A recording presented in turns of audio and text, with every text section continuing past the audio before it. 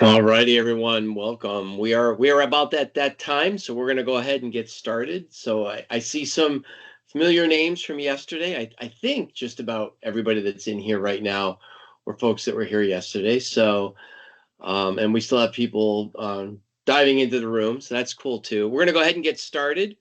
I like to get kicked off and started for all those folks that made it on time.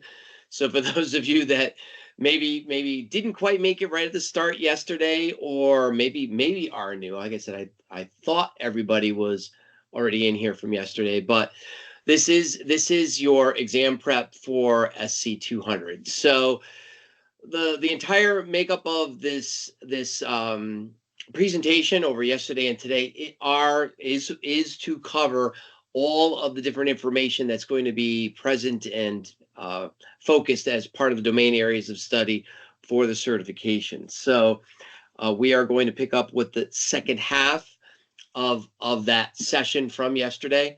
Let's see, and we're going to go ahead and get started now. So maybe before I officially get kicked off, maybe just kind of open up the floor really quick, see if anybody has any questions from yesterday.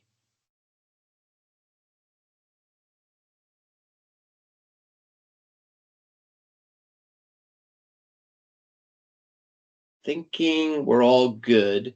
I don't see anything coming in the chat. All right, fantastic.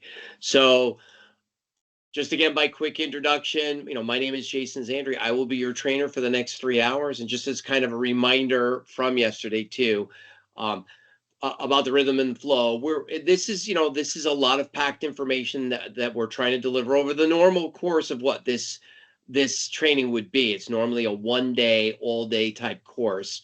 So we're going to be together the next 3 hours. I do try to stop at the top of each hour, give or take 5 minutes. Either way, take a short break.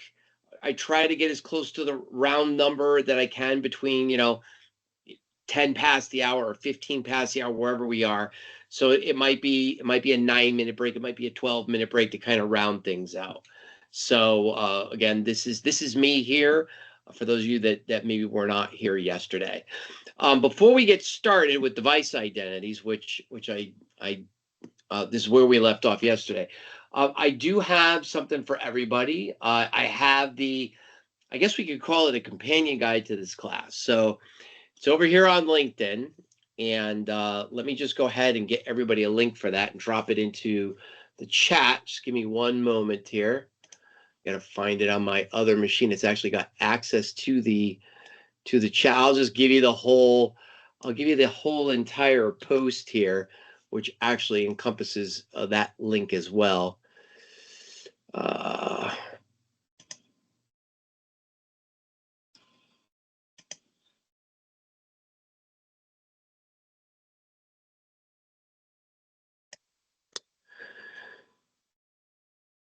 So it looks like we've got somebody's AI assistant in here. I'm not really sure what that is, but all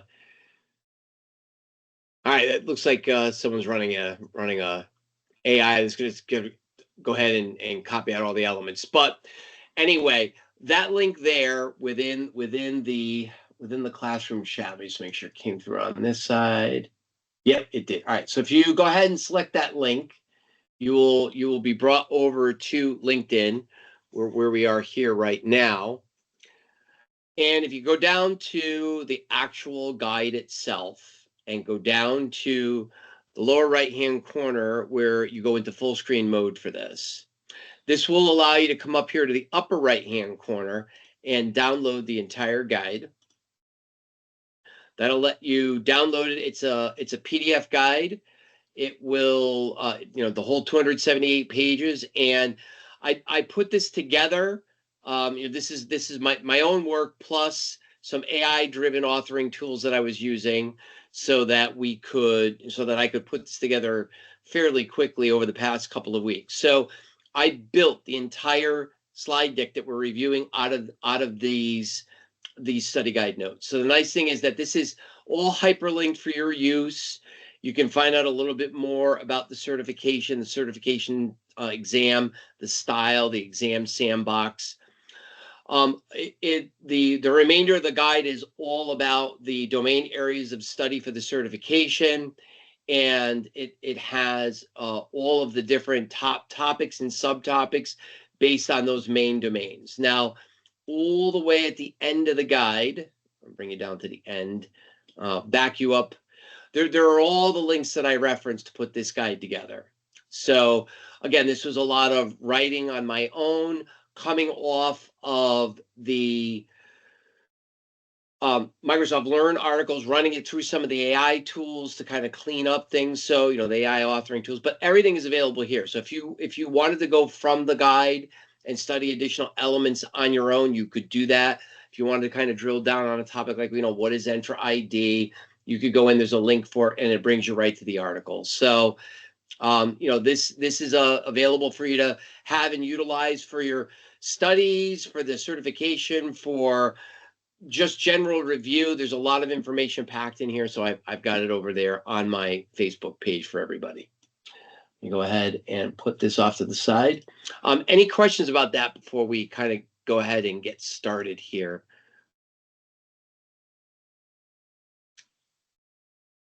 Yeah, so the link is available for that. Do you have the link? Are you able to grab the link? Or are you unable to grab the link from LinkedIn? So, all right, so you were unable to get it. All right, let me see if I can attach that to this meeting. I am not sure. It's kind of it's a large download, and I don't know that I can do that. Let me give me 1 second here. Let me see if I can actually attach it to this here. I don't know that I've got the ability to attach a file. All right, so attach a file here.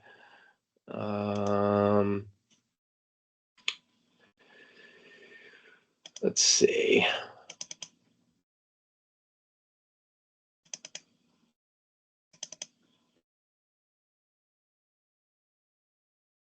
All right, let's see if it'll actually go. All right, so somebody let me know. Looks like it went, but somebody needs to let me know if that actually went all the way through and if they can actually grab it from the link in the chat.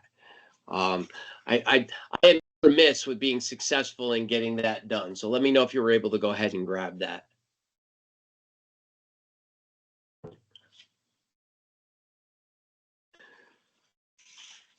So I think that link should work. It should allow you to download it. You can also go in and just kind of grab it again here. You should be able to also go ahead and grab it right from that link on LinkedIn. Go ahead and let me know if you can download the PDF right out of the chat. Just drop me a note in the chat, say I was successful at grabbing the download. So if not, you should be able to get it. It looks like I got a thumbs up. All right, so we got it both ways. Fantastic. All right, so we will go ahead and just double check this here.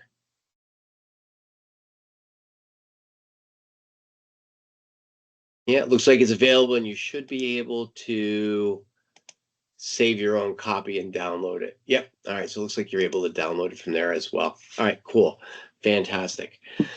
All right. So we will go ahead and get started.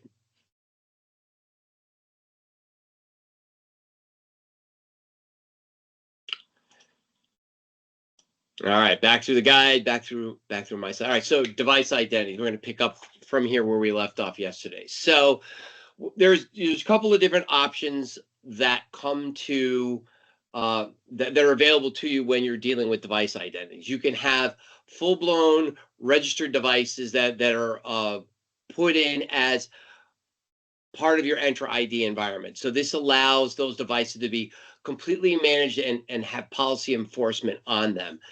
There's also the potential to go in and set up your devices as hybrid Azure AD joined devices. It's really Entra ID now, but the idea here is that it makes it available so that those devices are available to your on-premises Active Directory as well as administration and management from Entra ID. This allows for better integration with single sign-on. It allows for better management on the operational and administrative side as well. Some other features about hybrid join devices is that, again, it allows for that solid single sign-on and conditional access configuration. This way, if you're using a hybrid join device in your on-prem environment, it will be subject to your group policies. And if you're utilizing it on the Entra ID/public cloud side, it will be handled, managed, and controlled through your policies and initiatives over in Azure. Just again, too, because it kind of dawned on me a moment ago, I had mentioned a little bit about this yesterday, and I just want to reinforce it for everybody who was here yesterday and possibly make people aware of it from today. That study guide that I just gave the link to and also put the download in the chat. Like I said, all of the content I built these slides from came out of that guide. So if you're concerned with, gee, there was a lot to read and he moved on, or there was a link in that slide I would like to have, everything's in that guide. That's why I mentioned yesterday, you don't really have to take a single note. I've got everything for you in that guide, unless note-taking helps you move along and learn. So that's fine too, if you want to take the notes. Just rounding out device identities. Again, the idea here is that it grants that enhanced security for your organization through that centralized management, right? When you have the ability to control the devices, even having a level of control over bring your own device, right? So let's think about that for a second. With centralized management and people bringing their own devices, a lot of times trying to administer that can be very difficult. But by making it so that these devices can be registered and Azure and hybrid joined, it allows for administration and operations to better secure those devices. All right, next we're going to step over and talk a little bit about our application identities. Sorry, I'm jumping around doing a couple of things here. So our application identities, there are enterprise applications and our app registrations. When we're dealing with our enterprise applications, these are all of our applications that we have as part of Entra ID that we're going to allow our users to be able to not only access and through single sign-on through their Entra ID, but we can also tie those into conditional access and multi-factor. And when we think about this is also including anybody that we invite into our org as a guest user, right? So as we go in and we establish guest users and bring them in, if we have applications in the portal that we want to advertise and share, for our partner organizations or other people that we're using, we have the ability to go ahead and let them log in with that same sign-on capability, and we're able to handle and control them. Sergio, I see your hands up. Did you have a question? Go ahead. Yeah, sir, am I audible? Yep, I can hear you now. Go ahead. Okay, sir. Yeah, first of all, good evening from India here. So, sir, I have a question for you. So, I'm, throwing this question based on one of my recent interview experiences with one of the organizations called Zensar. So, they asked me that they are actually working on IAM and SSO based projects for Azure and AWS. So, they asked me on the Azure end that suppose I'm deploying SSO for in between Citrix and Azure, in between the Citrix environment and Azure. So what are the I'm excluding the SOP or the guidelines that is available on Citrix or Microsoft, what are the the basically the implementation procedure that I should follow for the best client security over here. So can you just give a short description on that? With respect to single sign-on integrating with Citrix Logon? Yeah, exactly. In between the So, Citrix environment and Azure. all right, so when you've got multi-configuration like that, what you're going to want to do is allow for your your central security ID service to handle and manage that piece of it. So I'll make the assumption that that's Entra ID, and that Citrix is the application element, right? So what you're going to do is you're going to set up Citrix to utilize Entra ID as a security accounts database repository. So anything that is going to be a requirement out of Citrix, you're going to want to have Citrix tie into its connection into the Entra ID security accounts database to do all those logins. So the users would still log in through Entra ID. And then as they were making connections to different applications that were being provided through the Citrix interface, those roles and permissions would be set up based on the user groupings from Entra ID. That's usually the best way to do it. Okay, that's great, sir. Thanks a lot for the clarification. Yep, you got it. On the app registration side, we have the ability to go in and tie in the application and allow those app registrations to utilize Entra ID for authentication and authorization, right? This makes it so that if there are any resources that need to be leveraged against that app registration, they have the ability to either tie into service principals to utilize them for access. You can also tie into the client ID, the application ID, and then utilize certificates for secure authentication. That way nothing is passed in clear text. This also allows for the different permission scopes that you might need to apply for access to the resources that are part of the application registration. The benefits for this, just like with your enterprise apps, is it allows for that centralized user experience, the centralized management. It gives you the ability to go to one spot and configure all those different settings. Not only the user experience through single sign-on, if what you want to do is to also apply conditional access, again, going back to yesterday's topics, if there's a series of data and information that a user might be utilizing by accessing some of these applications, you can set up conditional access where if they're in a remote location, if they are coming in from an unknown device, that you can push them through additional steps like multi-factor to confirm their identity before allowing them in. Their managed identities is the next topic. So when we think a little bit about what managed identities are and where they're available, the idea is that there are two different types. There are your system assigned managed identities and your user assigned managed identities.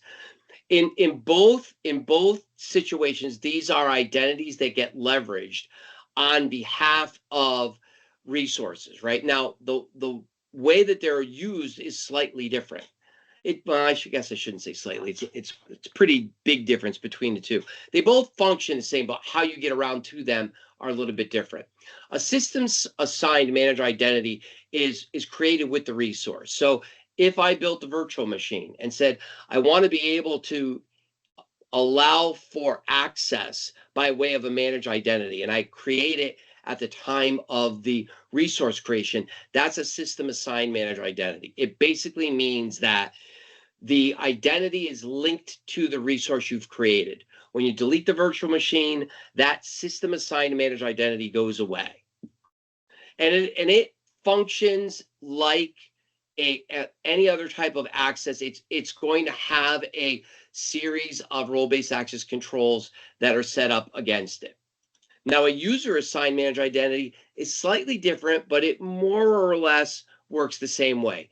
The difference in it is that the resources are created as you set them up, and then you've got user assigned managed identities that are created in the directory that you leverage. So once the resource is available, if you decide at some point to create a disassociate or utilize a user assigned managed identity that sits in the directory, you can go ahead and associate that with that resource.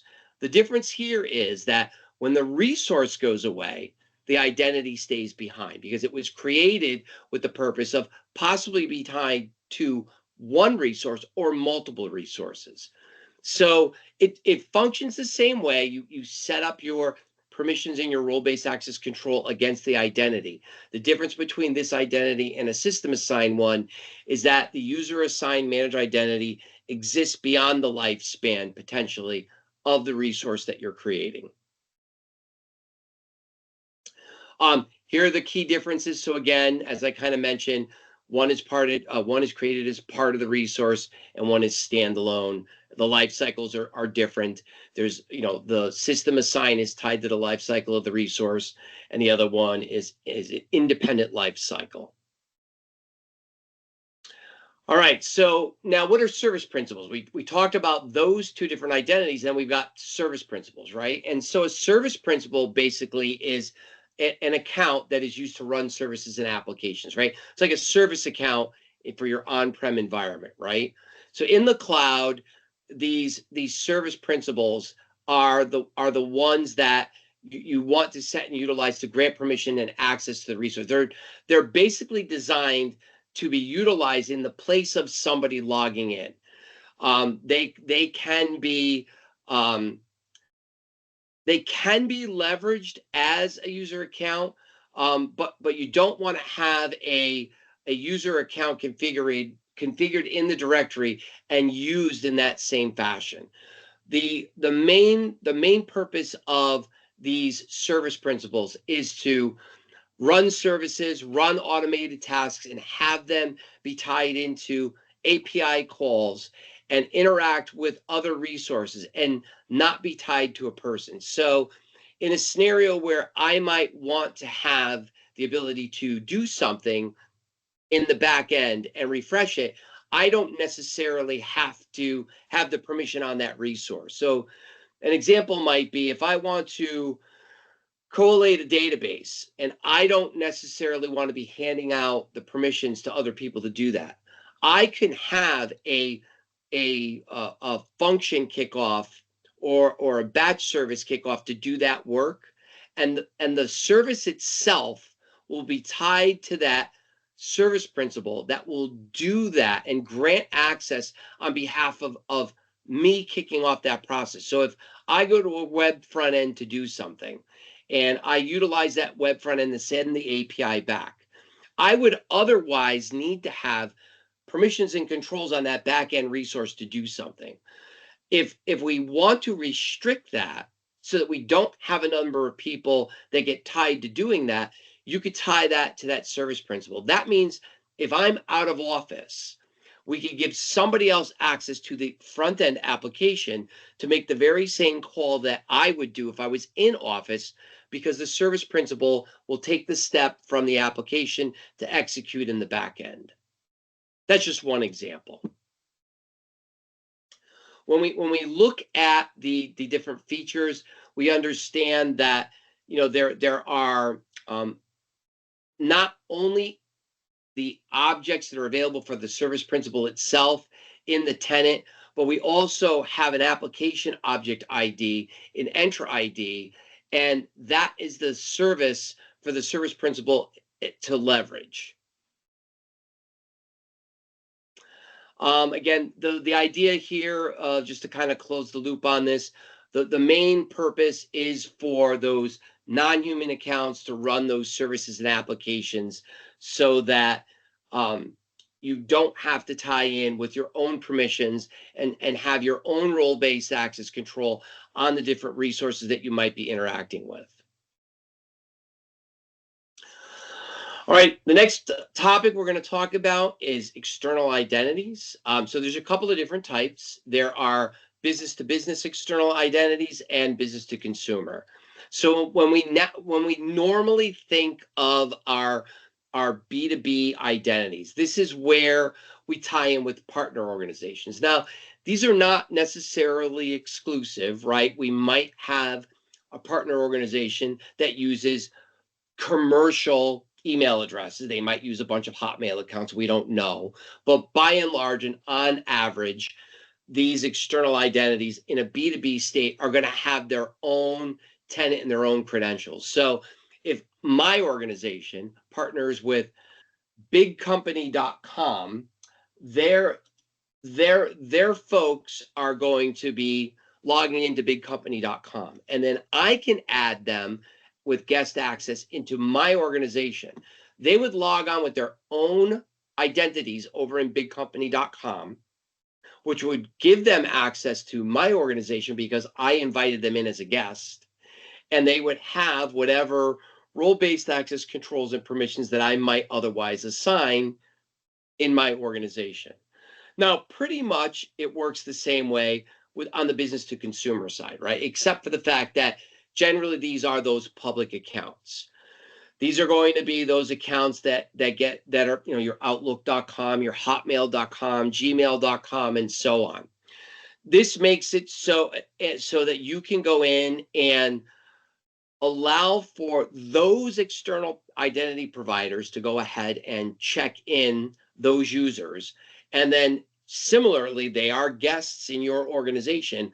Whatever role-based access control that you're providing by setting up with different roles in the organization, they would have within their own realm of use and activity in your organization.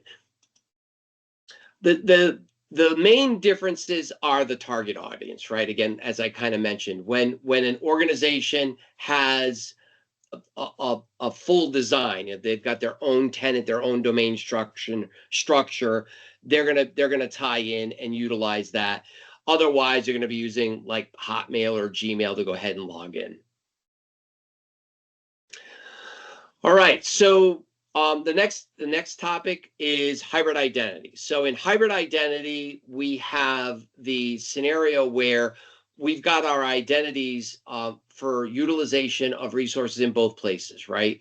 When we've got identities created within Active Directory domain services, and then we want to be able to integrate with our cloud-based systems, we want to be able to have the ability to have these resources available to those different users. So this basically makes it so that we replicate our identities so that everything that is on-prem is also up in the public cloud, and it is a unified logon. So as I log in utilizing my set of credentials, I have the ability to gain access to resources wherever they might reside because through that one logon, because I am replicated from the on-prem environment into the cloud, I have access to both sides of the same organization based on roles and permissions. When we think about the different ways to authenticate in either of these cases, a lot of times we're going to be looking at things like passwordless authentication. So some of you may already be doing this today, depending on the different types of technology that you're leveraging. So there are local resource type logons like Windows Hello. This utilizes your biometrics, your facial recognition, and or fingerprint on your local system. You could also utilize a PIN. Actually, the PIN is a very good backup for that type of setup. This ties the credentials to the user's device. So I have a couple of different laptops that I log on with in my organization. They both use Windows Hello, the biometrics element. So I've registered my facial recognition with both devices. The footprint for each of those, they're both separate. Even though it was my face, I had to register it each time. And that's a little bit different, right? If you think about it, when I use a username and password, that authenticates back to the security accounts database in Entra ID. So on either device, I get a response back for that because there's one centralized location that ties to that. With all of these different elements, like your passkeys, hardware-based passkeys, and Windows Hello, you're tying it to the physical element. So with the passkey, it's to the key itself. With Windows Hello, it's a device by device basis. So as I registered that facial recognition on my first laptop, it tied it to my authentication in the directory. So the initial process instead of a username and password, is going to be that facial recognition. If that fails, it fails over to my PIN. That gets me onto my local device, which then the device authenticates in the back end with my Entra ID, along with that tie into my username and password through Windows Hello for Business. The pass key is going to be your key that you go in. You got your certificate on your key, and you go in and you tie that pass key in and make it so that you can utilize that for your login. So you'll go through your login process, and it'll say, hey, insert your pass key. So that might be on your USB device. You plug it in, it will read the certificate on that device and then pass that through. Authenticator app is similar in the fact that it uses key-based authentication, but it's software derivative, right? So where you have your app on your phone, you're able to start your login process, and then you're met with a challenge screen for your authenticator. It's a lot of times it's going to give you a 2-digit code that's going to appear on the screen, and your authenticator is going to give you a choice of 3. And you have to match the element that's on the screen to your authenticator on your phone. And then you may have to unlock your phone at that time, and you have to choose to allow or deny the access. So as an example, if I were to get right this minute a authenticator app challenge to my phone, it would pop up with 3 different numbers, and the accept key is grayed out because I have to choose which of the 3 numbers is the actual number that would be on the screen. But if I got a message like that right now, it wasn't me requesting it. So the deny is available. I'd get 3 pairs of numbers and I'd be like, no, and I'd hit deny. Whoever that person was, wherever they were, that was trying to make that login, they're now denied. And that app is set up like that.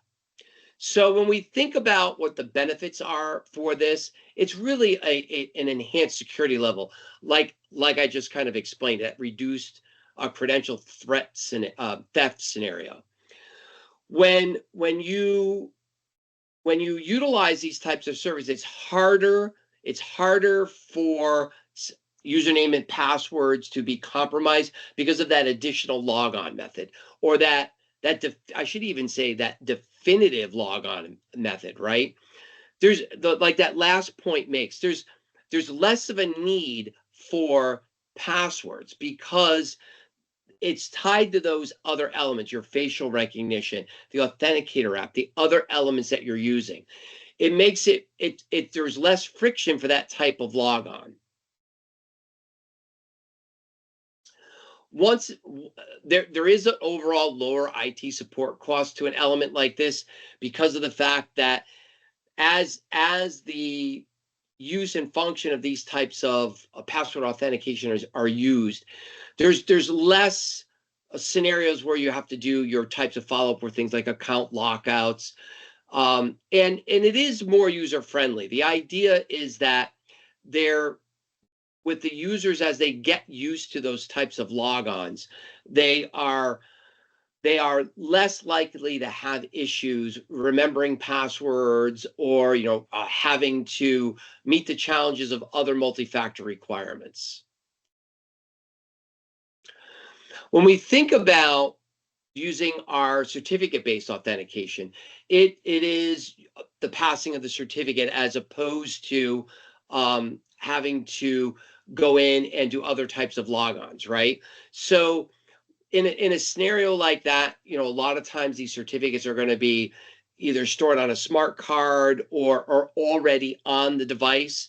So a lot of times when I have to access a resource, that rather than having to put in my username and password again because it's a sensitive resource that I'm trying to get, I get the little dialog box that says, what certificate do you want to use? And I'm usually presented with a couple of different options that are part of my local certificate store. Then I can choose the option for the certificate I'm fairly confident that works. I know which one it tends to be almost every time. And then I have the ability to select that and go. And then the remainder of the authentication process will leverage that certificate to go ahead and use it. again, when we think about these types of processes, we understand that this is a lot more phishing resistant, right? It's not as easy to get the password, the certificates that you're going to need, right? If I've got a corporate device and part of my synchronization with that device on the network and in my environment allows me to get these certificates either pushed to my device or makes it available for me to request a pull of that certificate to make it something that is in my local certificate store, it makes it much easier. I'll give you an example. When I go to another organization's corporate environment, if they're using certificate-based authentication to their networks, and I end up seeing their corporate network and their guest network, I've got no real way to get onto their corporate network if they're using that certificate. Every time I select it, it's not like it's looking for an SSID for me to enter and a password for that. It's looking for the certificate. And when I don't have a match, it pushes me off.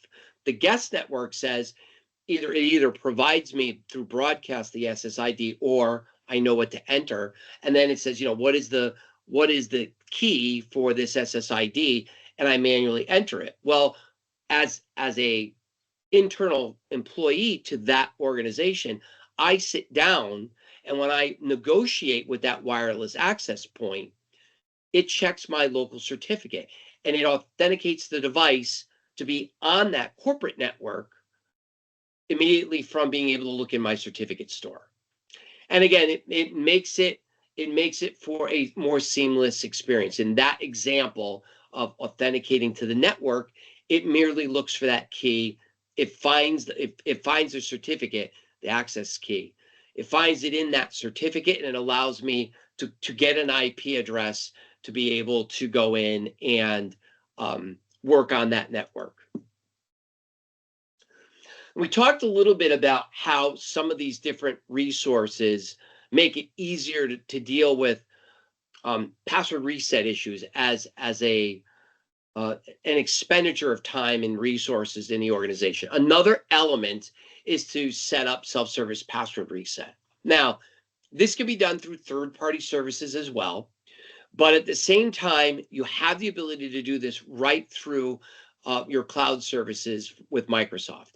You basically set it up so that your users register with the service, and where they need to, they're able to go to the self-service password reset portal, go through the prompts for their user identity, and when they go ahead and clear those registered authentication methods that they set up when they set themselves up for this process, they get verified and they're able to go in and reset their own password. So ultimately, when they go to log onto their system, it's almost no different experience than when they're at a website. They go to their banking website and they forget their login. They click a button, they're sent an email, they go to their email, they click on the link, they reset their password. This is similar, right? They're locked out of the device. They go through the process of resetting the password. And once they're able to do that, they'll be able to regain access to their account. And again, this is done to level up on enhance security in the enterprise, lower some costs on help desk calls, and again, making that trying to push that efficiency of productivity, right? People get logged out if they've got to open up a help desk call. That takes time. They're locked out of their system and so on.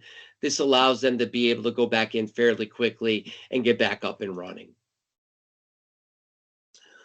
When we think about passwords, we've discussed a little bit about why we want to kind of move away and move beyond them because of some of the inherent difficulties with having larger passwords, passphrases and multiple elements like uppercase, lowercase, numbers, special characters, and all of that. If we are dealing with a scenario, we're still going to leverage passwords in our environment. We want to be able to handle and manage our process through password protection, right? One of the ways that we do this is by having strong password enforcement, making sure that they're utilizing that laundry list of elements. Has to be, 3 out of 4 elements of certain size, certain characters, and so on. Part of the element is to consider password expiration policies. This makes it so that on a whatever basis you might set up, you are rotating the password in use to something different. Setting up a blacklist of passwords that cannot be utilized. These are easily guessed passwords or something that might tie into the organization. So if you're a company that produces soda, soda pop, and you don't want them to utilize any of the products they make. So if they have a, Orange Burst soda, right? You don't want them to use Orange Burst 1977 as an exclamation point as part of their password, right? It would meet all the requirements, but somebody attacking that account might try to utilize the prefix element of the brands of soda that are being used in the environment and try to brute force other elements of it. So those types of elements you might want to blacklist out. Another element is to, on top of all this, like we mentioned yesterday, whenever possible, you should be tying into multi-factor authentication. I'm going to repeat what I said yesterday. I really feel like if we're using passwords today, multi-factor should be a requirement. Username, password, and then some other method of something I'm going to do to log in. Just because today, by and large, there's just too many different ways to go in and attack systems. There are different ways to handle and manage your passwords in your organization. You can have password vaults. This allows for the multitude of different passwords that might need to be utilized in an environment to be managed in one location. Another element would be for auto generation of passwords. So and to some degree, those elements are almost like single time use passwords. And that kind of goes into the element of the next one, which is autofill. Now, autofill and auto capture a lot of the times are leveraged through browser controls for browser-based applications. Those are great. The only issue with those elements is the replication of those credentials, right? Now, in theory, they are safe replication because they're hardware-based, but they are hardware-based and they're often tied to identity. So again, if the identity gets compromised, then you've got a scenario where the person's account's been compromised and they've got access to other resources due to these stored passwords. As part of that management control, we've got that global banned password list, right? There is going to be a list of passwords that you don't want to use in your organization. There's a subset that's created by default, and then there are a custom list that you might put together as your organization. The end result here is that you don't want to utilize any of these passwords that are tied into these global banned password lists. So, like the first bullet kind of outlines, there's a global banned password list. You're not going to use admin, right? You're not going to use admin, administrator, and those types of passwords for those types of accounts, right? Administrative level accounts. So the idea here is to make sure that more unique and stronger choices are chosen for passwords that are going to be in use.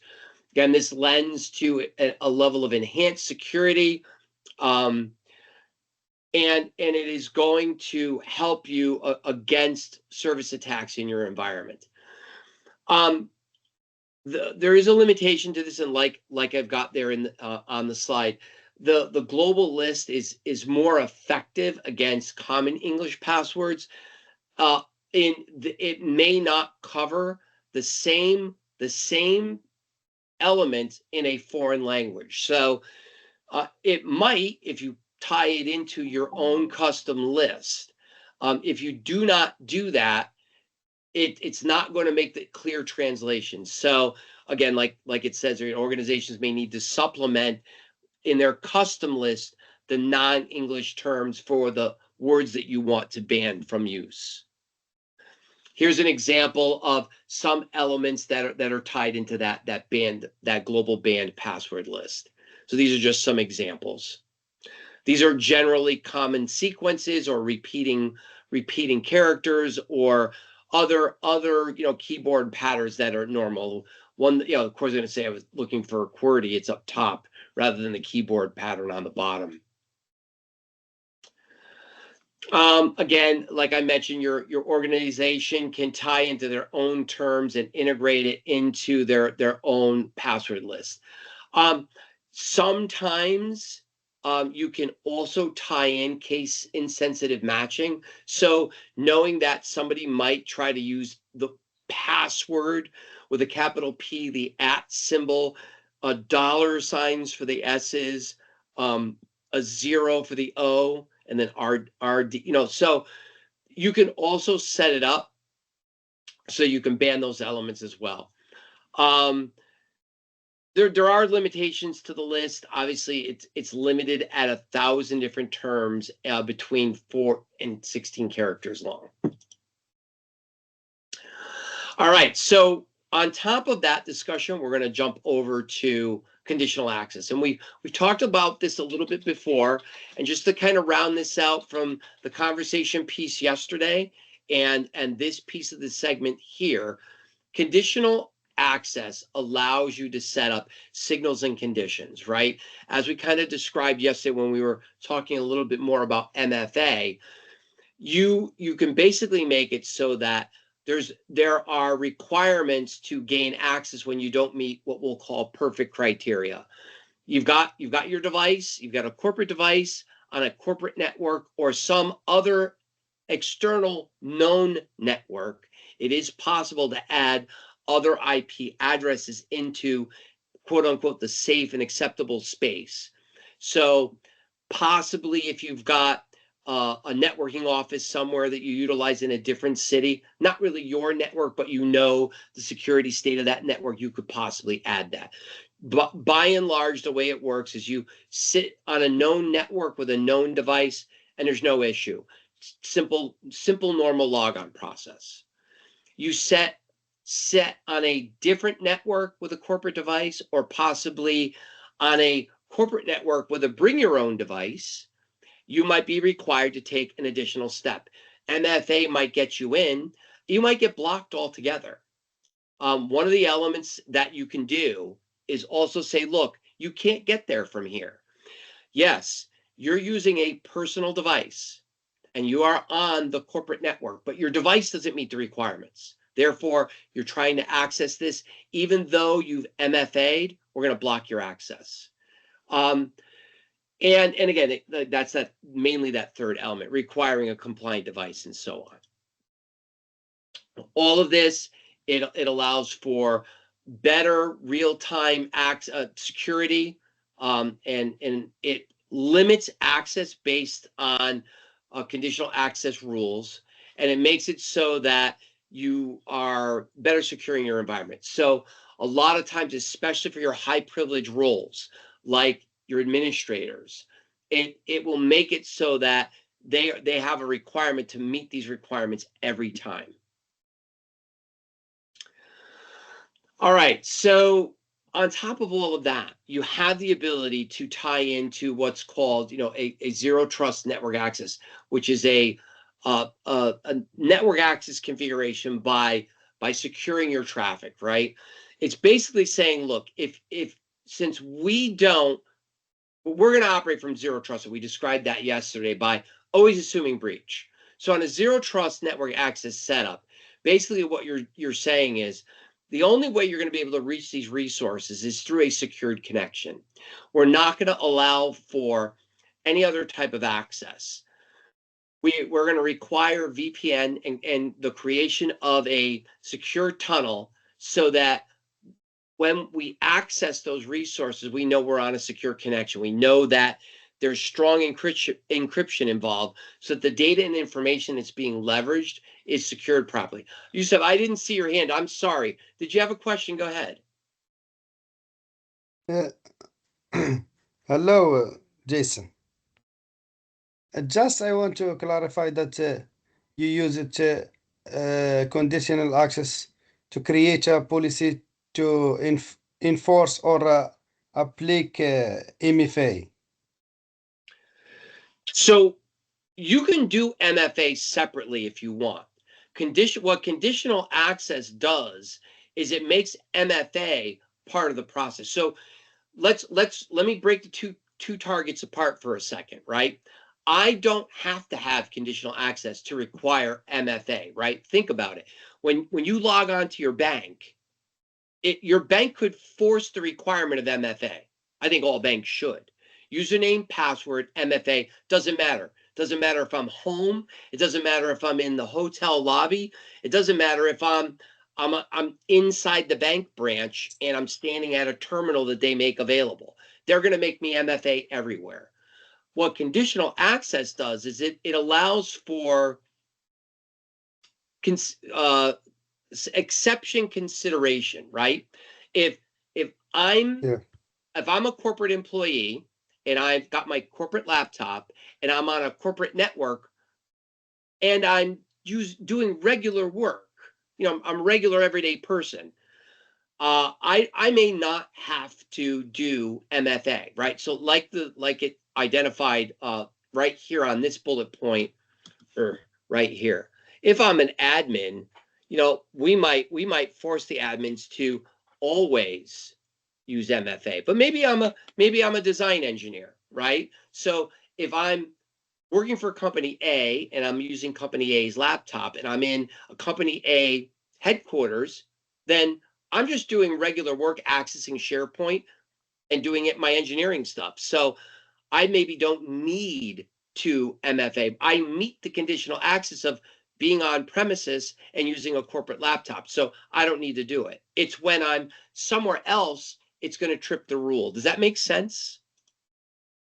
Yeah. Fantastic. Thank you. Yep, you got it. We're doing good on time. Just a few more minutes and we'll take a short break. I know I'm throwing a lot of stuff at you all at once. The idea with the Zero Trust Network, just to kind of wrap this piece of it up, because there's another element to it. The idea here is that it makes it so that you know that no matter where these users are, and they've already, you assume they've got role-based access control to get access to your services, your applications, your data. You're forcing their access through a Zero Trust Network, basically setting up a VPN or utilizing the full granular control of a Zero Trust Network access configuration. That is basically a network configuration that is going to tie into the ability to have that very granular control on that network configuration. All right, so we've got some time to get through our Entra ID roles before we jump and take it to a break. So there are different built-in roles within Entra ID on top of any custom roles that you might create based on your license type. They do different things. The global administrator deals with all of the administrative features that are at the Entra ID level. User administrators, they basically deal with the aspects of the different users and groups. Application administrator, they go through they have the role-based access control in Entra ID to be able to work with the enterprise apps. So all of these different roles are at the Entra ID level. So I want to kind of emphasize that point. If you think about even like the application administrator, right? They're handling the app registrations and enterprise apps for all of your apps. Now think about this. I might have a production subscription. I might have a development subscription. When we're talking about the applications, we're talking about it at the enterprise level. So that application administrator sits above Azure subscriptions. They're handling and managing the app registrations for the organization wherever and whichever subscription they might be in. So it's important to remember that. There are other administrators. I'm not going to necessarily pack through every role. Again, this is in the study guide as well to break these down. But security administrators can handle and manage the elements with respect to alerts and reports and activity elements that are security related across Entra ID. So all of the different things wherever they might reside. Billing administrators, they are again sitting above those subscriptions and handling and managing all of the different billing elements for the not only the Azure subscriptions, but things like SharePoint, Exchange Online, and so on. To do custom roles, you have to have the right level of licensing, so an Entra ID P1 or P2 license, and you have to have at least the same access as privileged role administrator.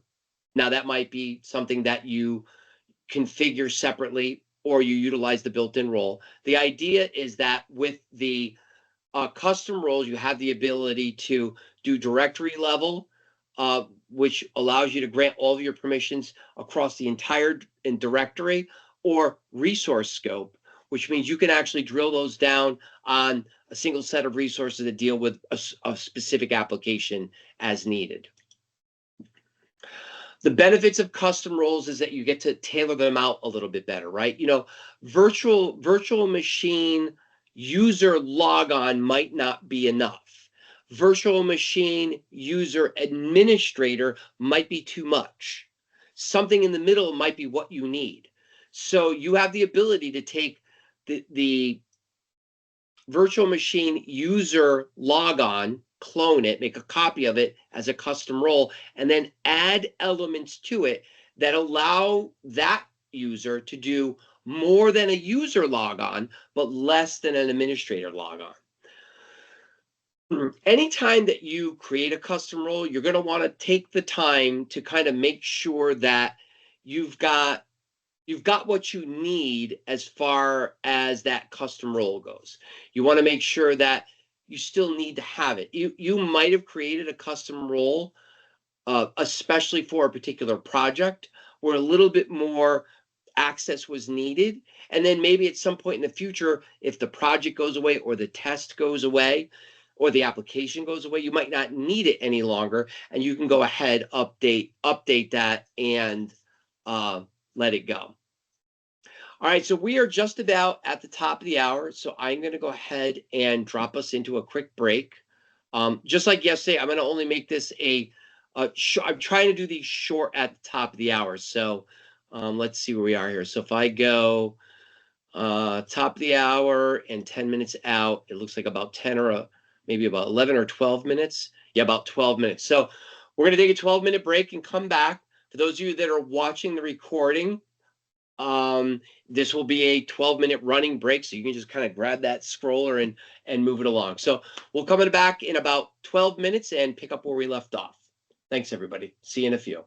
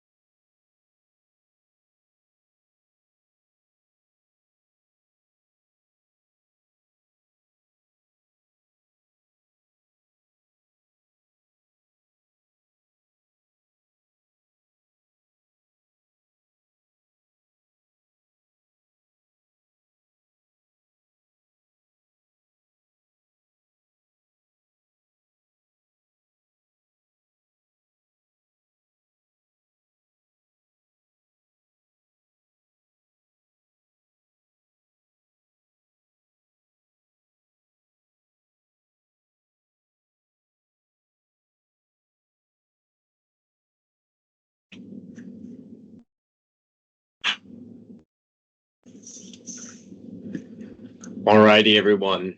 Welcome back. We're going to go ahead and get started where we left off.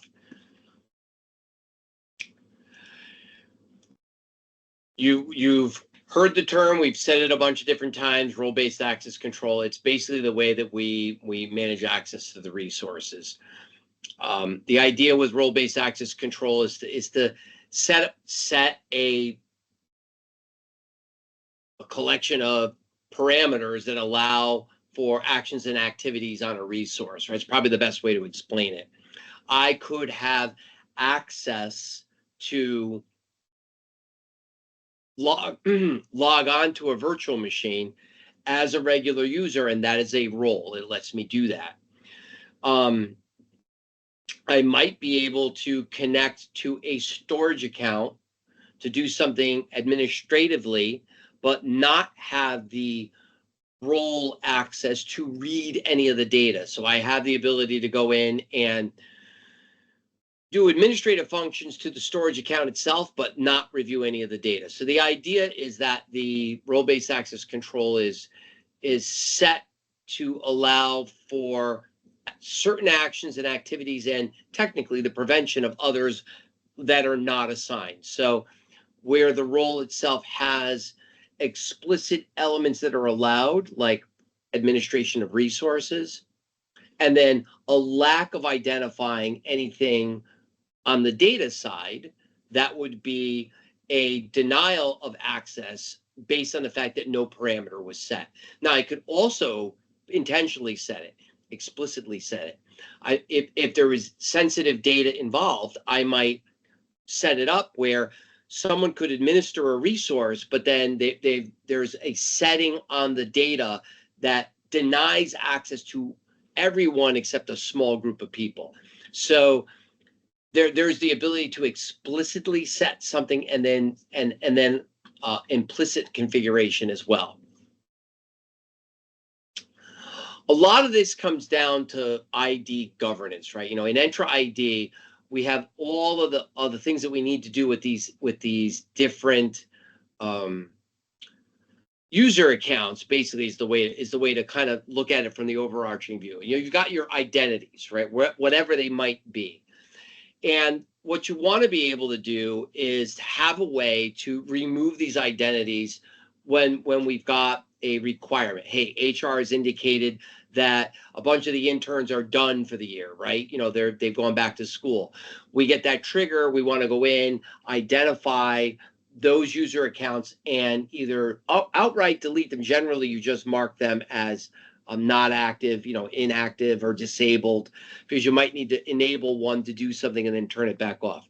So generally, it is that identity lifecycle where you may want to ultimately disable the user account. Access lifecycle generally deals with the access to the particular resources.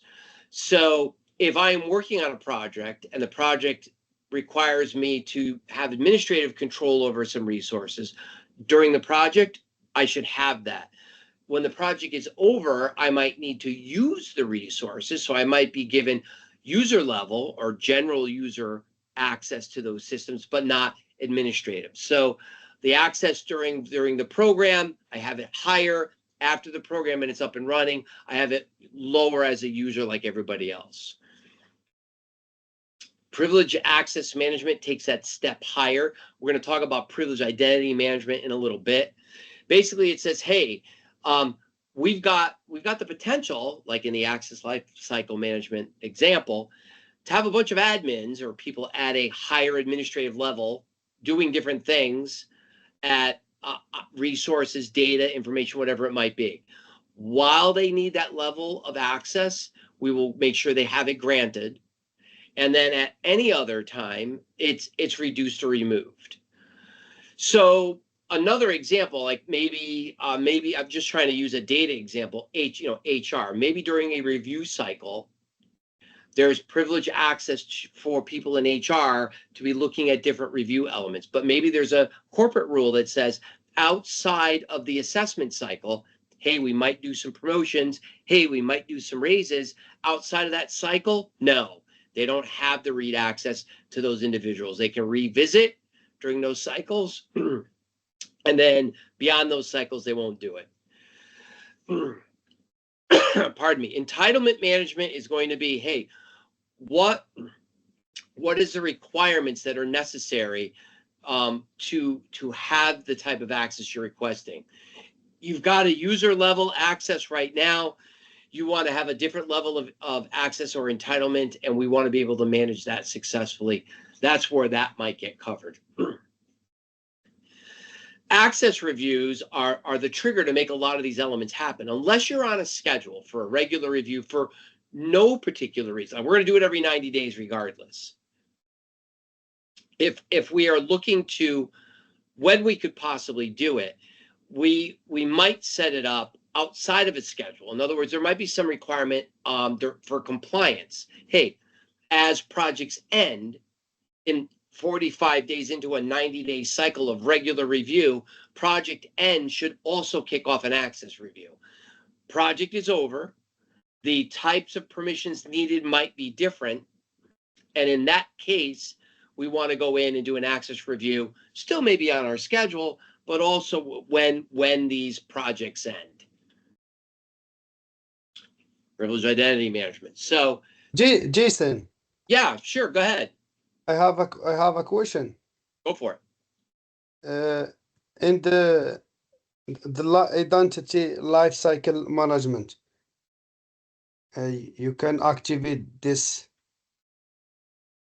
if you have a hybrid environment.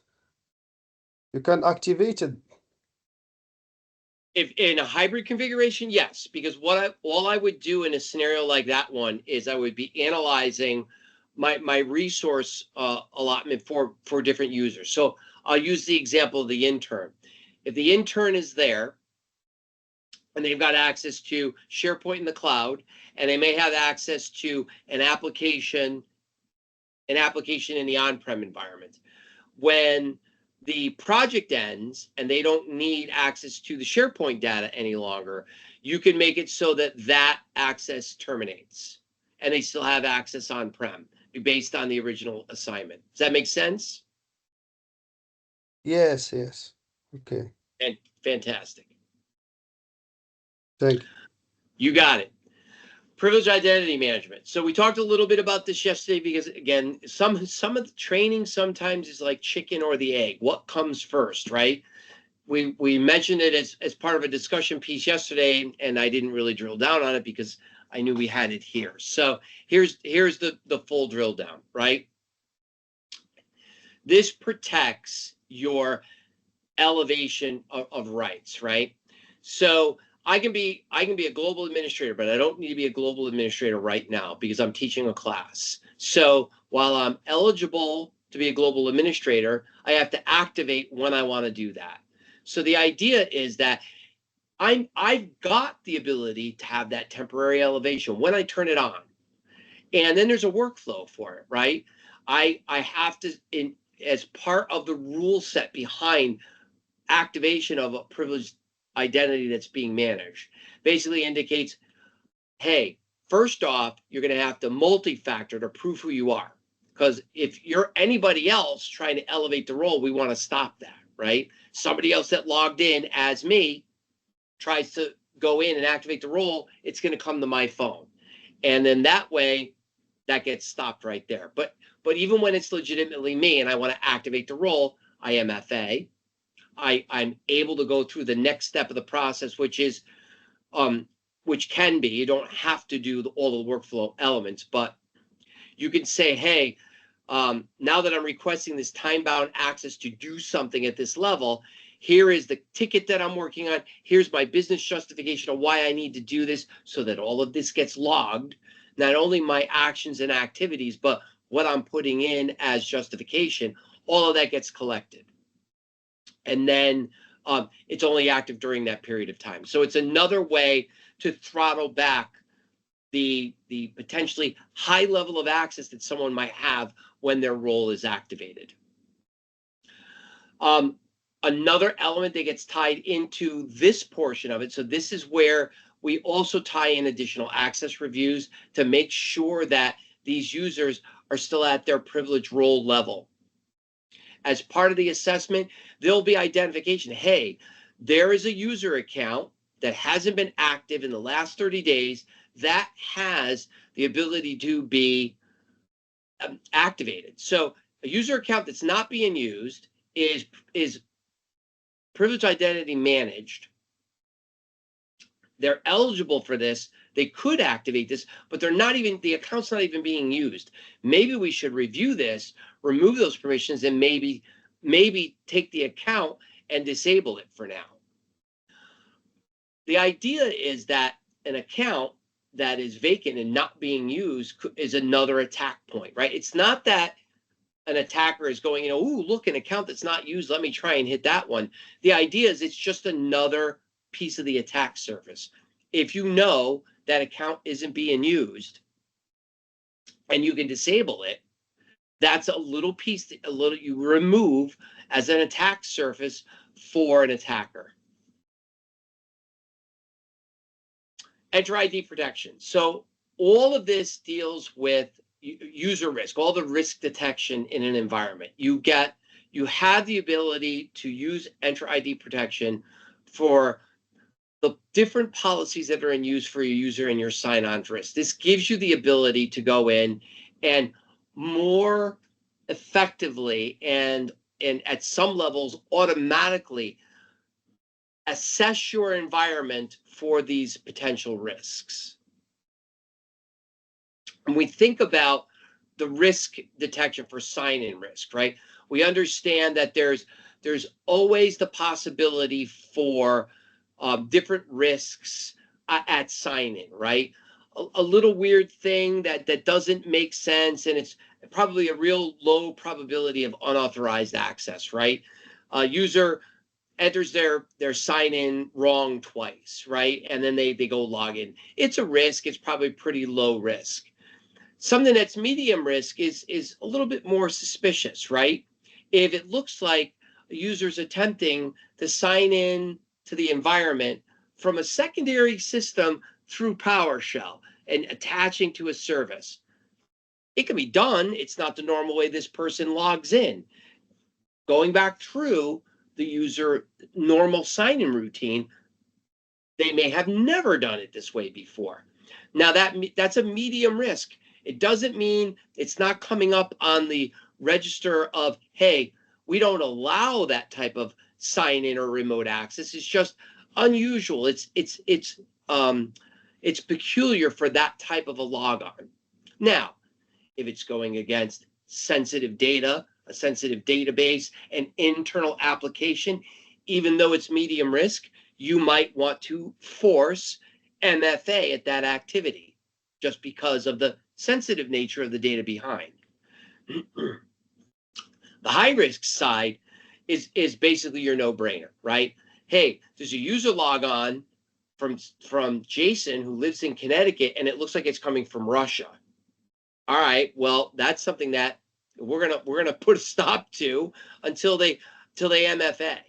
So that's a scenario where they might have a successful logon, username and password, but oddball location, MFA, no response, block that IP. They can't respond because they're not me. So there are some elements of the sign-on risk that are in real time, which means that they get detected within a 5-minute span. The offline detections are longer. These are identified later based on the sign-in. Remember, those lower level ones that on the surface or by themselves don't really seem like they're a very big deal, but they may add up to more later.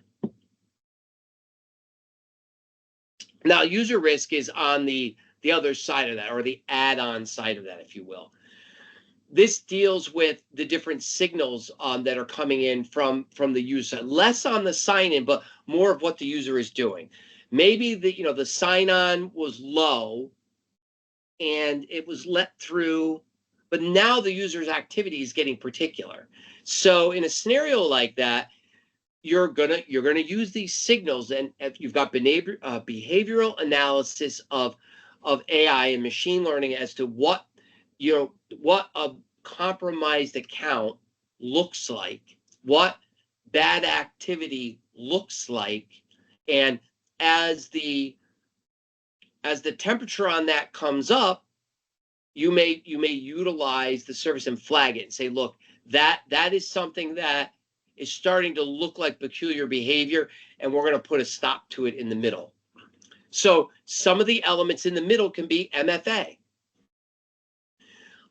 You log in, you do something normal, and then you're doing different things that start to raise the temperature. All of a sudden your session stops and you get the dialog box in front of you. You go from, you're on a SharePoint site and you're clicking around, you go from one point to another and the dialog box comes up and it requests MFA at that point. And it's going to say, hey, we're going to have you go in and MFA again because your behavior is not normal or is something outside of what we normally do. And you can have different rule sets based on the different activities. So the concept of all of these different, hey, I'm going to log on, I'm going to multi-factor in and all this other stuff. And different things like your privilege identity management and all of that. A lot of the focus of those elements are the principle of least privilege and least privilege access, right? And in a nutshell, the way that these are set up, if you will, is to make sure that you adhere to policy precedents in the environment, right? It starts off with saying, look, we're going to give you just what you need, just enough access to do the job you need to do, just enough administration to administer what you need to do. If you need to remotely manage systems, then we'll grant you just-in-time access to remotely administer them. So you're going to get just-in-time access to the resource. If you need to administer them, then we might use privilege identity management and say, so for a short amount of time, you can act in the role of the administrator. So you're going to be able to adjust those settings for those things. So I've only got just what I need, exactly when I need it. And then when I don't need it anymore, the elements are turned off. I can always request them again when I need to do it again, but in the interim, they're off. Another piece of this is separation of duties. We talked a little bit about this yesterday. You don't want to have the element where someone puts a purchase order together and somebody else approves the purchase order from being able to edit that same order. If that were permissible, I could say we need to buy, 1,000 of these cups, and I've got a justified business reason for it. You've got to approve it, and then you decide we need another 1,000. Then they come back to me and go, you put the purchase order together. But I put the approval through for 1,000. Somebody else must have changed it. Now, if there's good auditing, you'd be able to figure that out. But you want to be able to have that separation of duties. All right, we're going to step over to our next topic area from here, which is going to start diving into the additional capabilities of Microsoft Entra and some of the additional elements that tie into our resources in Azure as well. Some of the Azure resources that you're going to want to have some knowledge around that they had touched upon in the exam is understanding things like the Azure Firewall Service, right? It's a stateful firewall service. It's highly available and it scales really well. And the idea here is that it allows you to protect your resources. It can protect a large segment of an entire application build. So front end, middle tier, back end, wherever it might be, on top of doing your network-based protections through things like network security groups. Web application firewalls are your layer 7 defense for your applications, right? The idea for that is to handle and manage your web traffic. It's a second cousin to the firewall service, right? So where the Azure Firewall Service is really a lot more robust. It does a lot of stateful inspection and it works for layer 7 all the way down. The primary function of the web application firewall is to stick to layer 7 as a defensive point, just like network security group is down at layer 4 into layer 3. So the idea here is that these are policy-based filters, and it helps to protect the input coming in to your applications behind that firewall. Now, again, with the Azure Service Firewall, you could do the exact same checking, but this gives another layer of protection. Remember, defense in depth. We've got a firewall service out there at the perimeter or at the edge of the application or the edge of the screen subnet. It doesn't matter. We also want to have something over here on our application itself. Virtual networks are going to be your network configuration in your enterprise up in the cloud. We are going to have different address spaces that are going to be assigned to these virtual networks. They're going to be of a size and a designation that's part of our architecture plan for these elements. We're going to tie into those address spaces and decide how do we want to subdivide each of those spaces by way of subnetting. We can also protect those elements through our network security groups as a simple filter where the web application firewall, and more so the Azure Firewall Service, does stateful inspection of the traffic. Your network security group is really just a filter. If all the elements are toggled on, it's going to go ahead and execute the rule. If it doesn't match some element of the particular rule in the filter, it's going to drop to the next rule. At some point, all of the rules will get matched, and you will be able to execute or be denied access to the resource. Virtual network peering deals with the fact that virtual networks as a default deployment do not talk to one another. All of the resources within one virtual network can talk to the other resources as available. And the same thing with another virtual network. But between the two virtual networks, without some other type of site-to-site connection or gateway connection, are not going to talk to one another unless they are peered together. Virtual network peering basically allows for that peering between virtual networks in the same region. So one virtual network in East region to another virtual network in East region, or even globally, East to West, West US to South Australia, wherever it might go. There's a lot of available bandwidth, and it's very low latency because all of the peered traffic is operating across the Microsoft backbone. A lot of these types of designs are going to be set up in a hub and spoke type model so that you've got one access point, you come into the one hub network, and then you could branch out to the other interconnected virtual networks based on that design. Network security groups, as we kind of mentioned, these are the elements that are going to act as that network level filter, and it'll do it both on the inbound and outbound side. There are some default rules on both sides, and it's stateful filtering that's different than stateful packet inspection, right? The filtering is stateful. It reads all the elements of the rule and gives a traffic response. What's in the packet, it doesn't review. So stateful packet inspection at the firewall level is actually making sure there's no bad payload in that element. If you've got an attack payload that's made it past the firewall, if it meets your network security group rules, it's going in, because there's no way to detect at the network security group that there's something bad in the data. Application security groups are like a combination set with network security groups. You basically specify your application security group to group services together and manage them as a collection. We're going to treat all the virtual machines in the front end under an application security group configuration.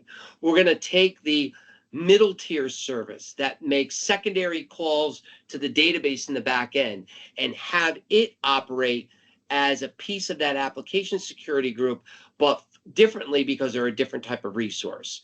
So it basically takes all of the elements of your application and it bands them together, and it manages the security elements through that one application group. And like I said, it ties into source and destination elements utilizing the network security group configuration. Azure Bastion services are services that allow you, it's a service that allows you to set it up so that you can get access through secured connectivity. Basically, in a nutshell, rather than having to reach virtual machines through some form of public IP address and direct access through remote desktop protocol, you're able to use this service instead.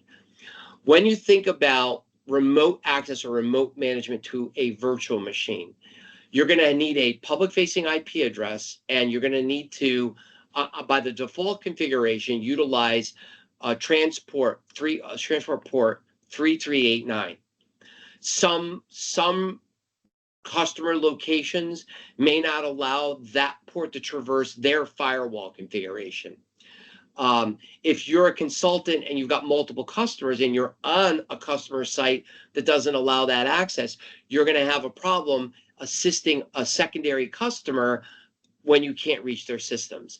Another element is you're exposing a public IP address that an attacker can scan. And if they want to try to compromise remote desktop, they can make an attempt. By using Azure Bastion, you don't have to expose a public IP address.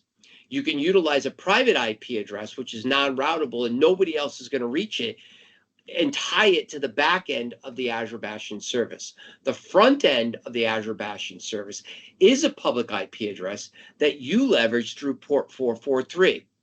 Because it's web browser-based session rather than the remote desktop protocol service, it's available through a commonly accessed port, which is generally open in all organizations. Key Vault. So key vaults in an enterprise are designed to store secrets, shared secrets, keys, certificates. This allows for applications that need to leverage those secured elements for whatever reason, a secured connection, an encrypted database. I need the keys to unlock it or the certificate to access it. It allows you to handle and manage it through that key vault process. The tie-in to the different Azure services allows for the Azure App Service, Kubernetes, and others to be able to get secure access to the data portion, the key or the secrets portion, separate through their own means and their own policy. Defender for Cloud is a service that we're gonna leverage to make it so that we've got better protections for our applications. By being able to take a look at our posture in our environment, that cloud security posture, we're able to identify weaknesses in the structure, right? In other words, we may not yet be attacked against some weak configuration, but this will make us aware that it exists. Hey, there might not be an attack ongoing right now versus this storage account that's not encrypted, but you might want to go in and say, hey, your posture there is weak. You might want to encrypt that. Same thing with the workload protection.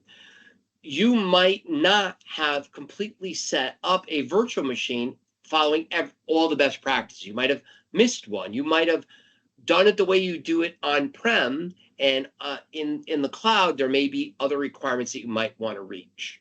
The idea is that all of this will tie in to not only Defender for Cloud, but tie back into the Defender extended detection and response to allow it to have a better configuration set up for response capabilities versus these types of attacks.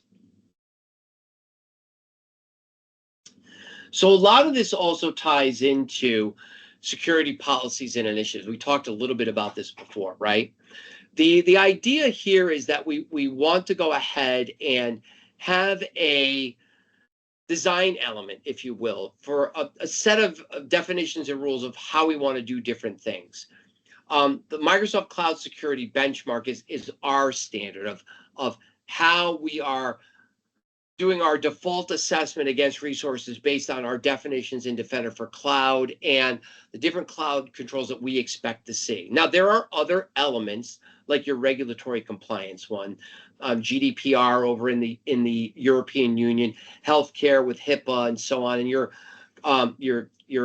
payment card industry elements with PCI DSS. So with these policies and initiatives that are there and part of the security policy configuration, we have the ability to do our assessments and get a score, basically identifying, hey, based on standard design elements and other regulatory requirements, how are we doing? It's a measurement against how we should be operating our environment. A moment ago, we were talking a little bit about Defender, and now we're going to talk some more about some of these other elements that I didn't mention. I've got the cloud security posture element and the workload protection one. Unified security management. The nice thing about this is that it allows for that configuration so that you can go in and have that one dashboard for everything. It goes beyond just having something available for just Azure resources. You could tie into AWS, you could tie into Google Cloud, you could tie into GitHub and other environments. It's all going to be based on what elements you want to have a better analysis over. Another piece of this is also taking a look at our configuration in our security information and event management system. So one of the systems that we do this is Sentinel. There are also third-party elements that also act and operate in this space as well. The idea is that these SIEM systems collect all this information that's already out there, right? We're already getting application events. We're already having activities monitored. So we have our activity logs being collected. All of this gets pulled together. When you take the SIEM tool, whichever one you're using, and you set up the connectors to these other resources, you're able to pull all this data in. Being able to tie into Entra ID and tie into M365 and tie into other resources by utilizing these connectors. Network traffic detection through our F5 firewalls, right? All of these different rule configurations that are going to allow this log and data collection through those connectors are going to allow Sentinel or other third-party SIEM tools to be able to say, hey, look, I'm going to do an investigation of all of this stuff that's going on. One little seemingly innocuous thing happening over an exchange online might not be anything. But when you tie it to that and some activity over in SharePoint and something that occurred over on one of the storage accounts, when you start being able to see all of these different things from 50,000 feet in the air, they're no longer individual events.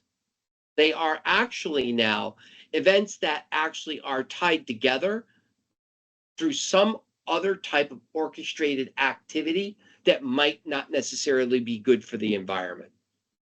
Now, when you think about that activity, we come around to an automated response side, right? So we take a look at the element of, hey, if we've already seen a bunch of things that walk like a duck and quack like a duck, so it must be a duck, as the saying goes. So if we see all those different activities, we might want to take some level of automated action or something that's trigger-based, based on alerting or other anomalies. The idea is that we can actually kick off a secondary element of the investigation, of the threat detection and assessment, possibly even taking actions and activities temporarily. We could utilize SOAR as part of its automated response and say, shut down that IP address, block it. We can investigate later whether it was legitimate or not. We might have booted a legitimate user off the network because something particular was going on. But as the saying goes, better being safe than sorry, that might be an activity that you actually want to engage in.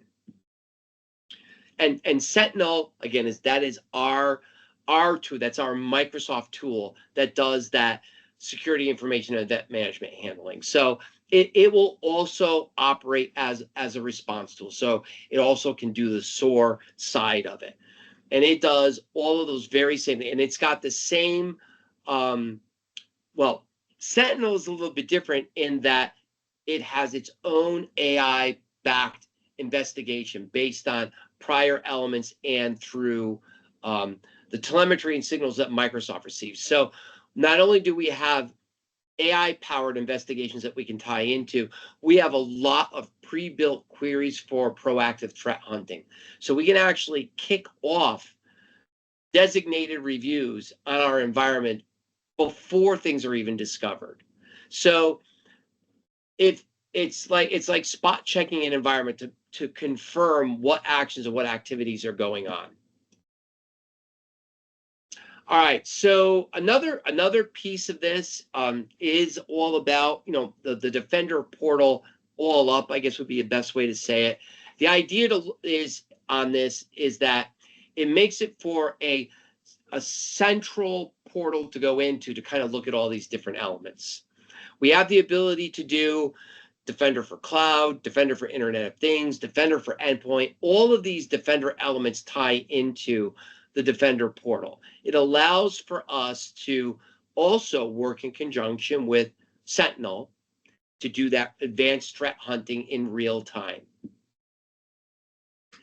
When we think about how we can better protect our resources, again, there's those common elements that I was mentioning before, our integration with Sentinel, and also our tie-in to other products, getting information from Defender for Endpoint, Office 365, cloud applications, and so on. This brings in all of those, all of the telemetry, right?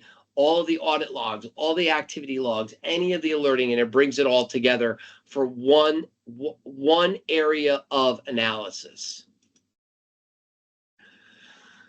Another piece of this rolls down into our response for our endpoint detection and response. So when we're dealing with our endpoints, where our services at, where our data lives, we take a look at our indicators of compromise and our indicators of attack.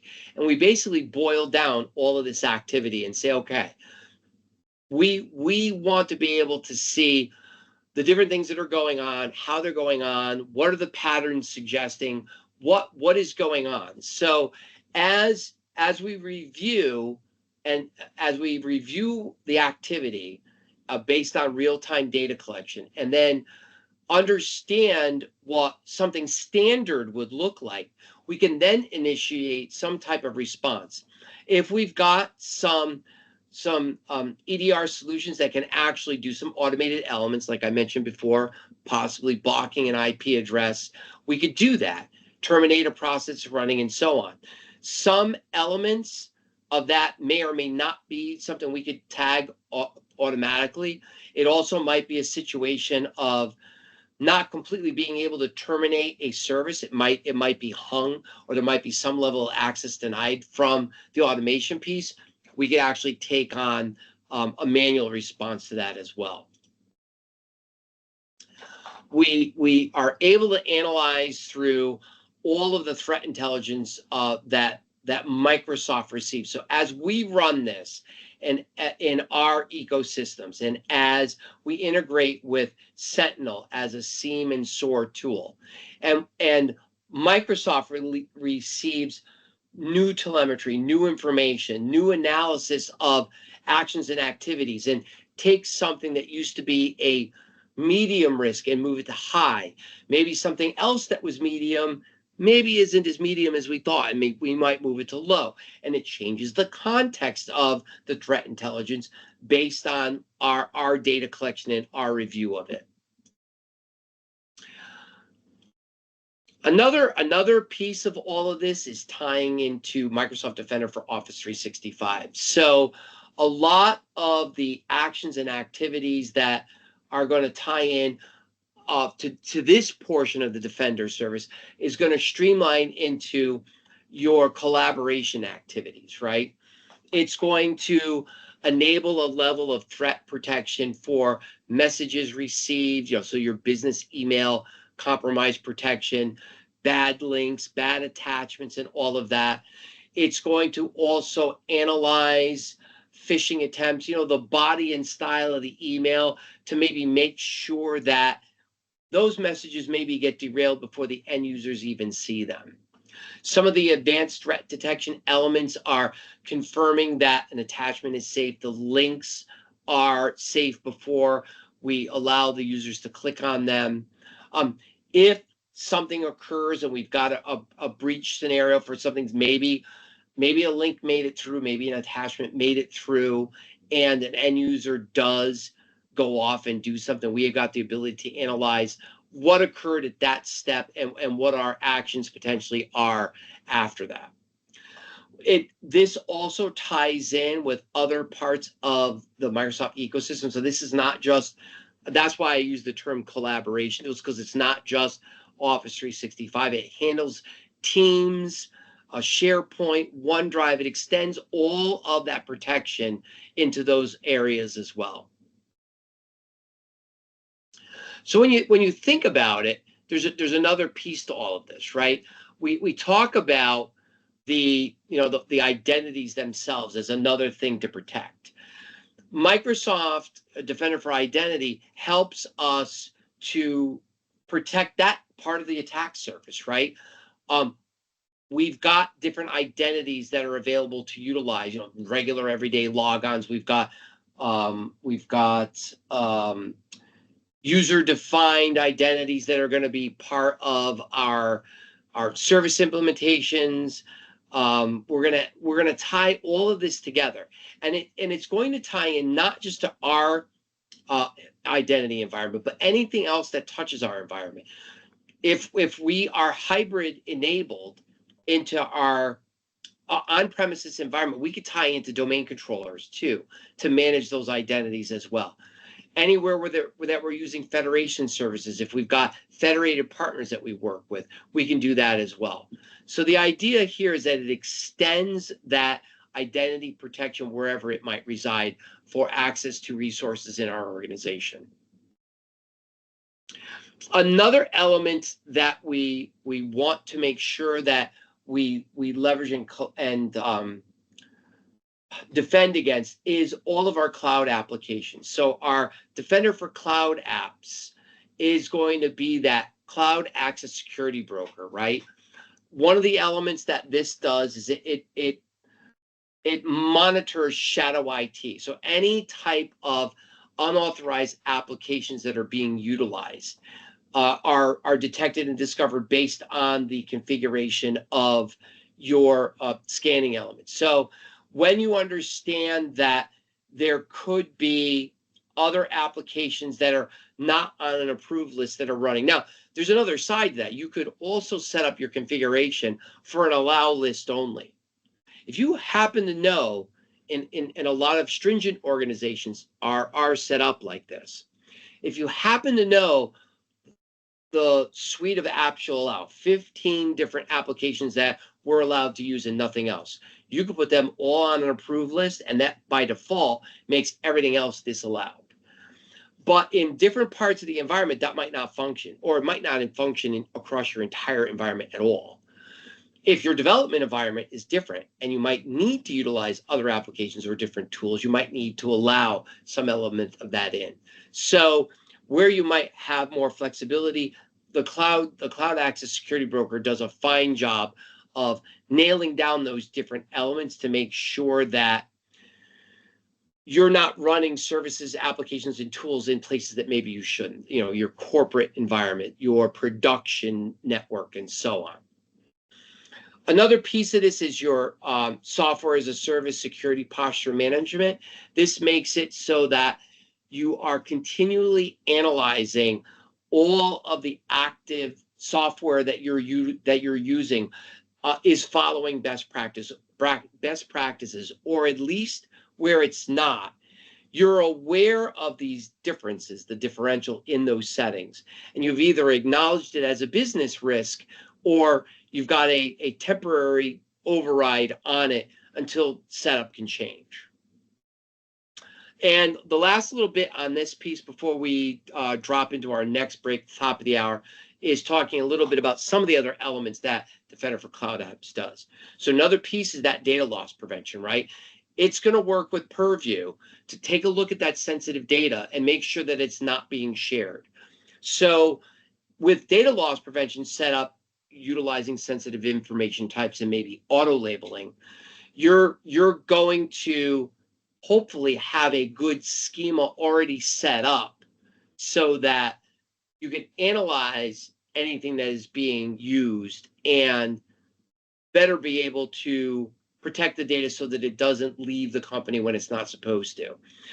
Even where you're dealing with, again, sensitive information types of other individuals. So healthcare information, credit card information, social security numbers, all of that.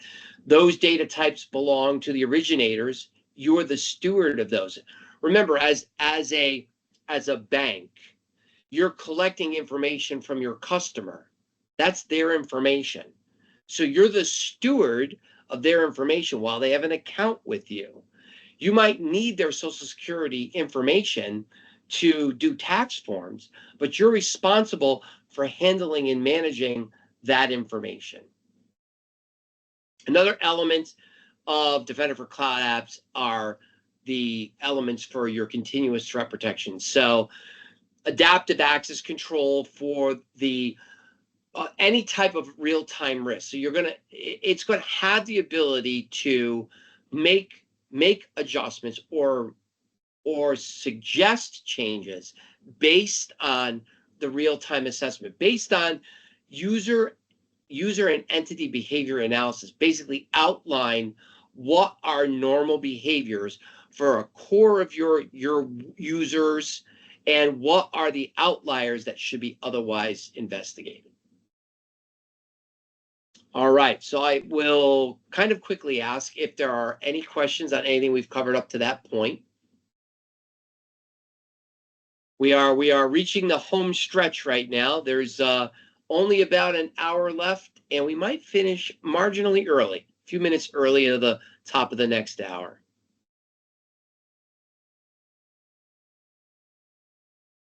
All right, looks good. I don't see any current questions. All right, so we will go ahead and just give that short break and let it round out.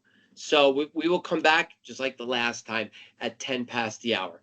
Thanks, everybody. We'll see you in a few minutes after this short break. For those of you watching the video, now's that opportunity. Go ahead and grab that slider and move it ahead about 13 minutes. Thanks, Okay, everybody. thank you. Okay.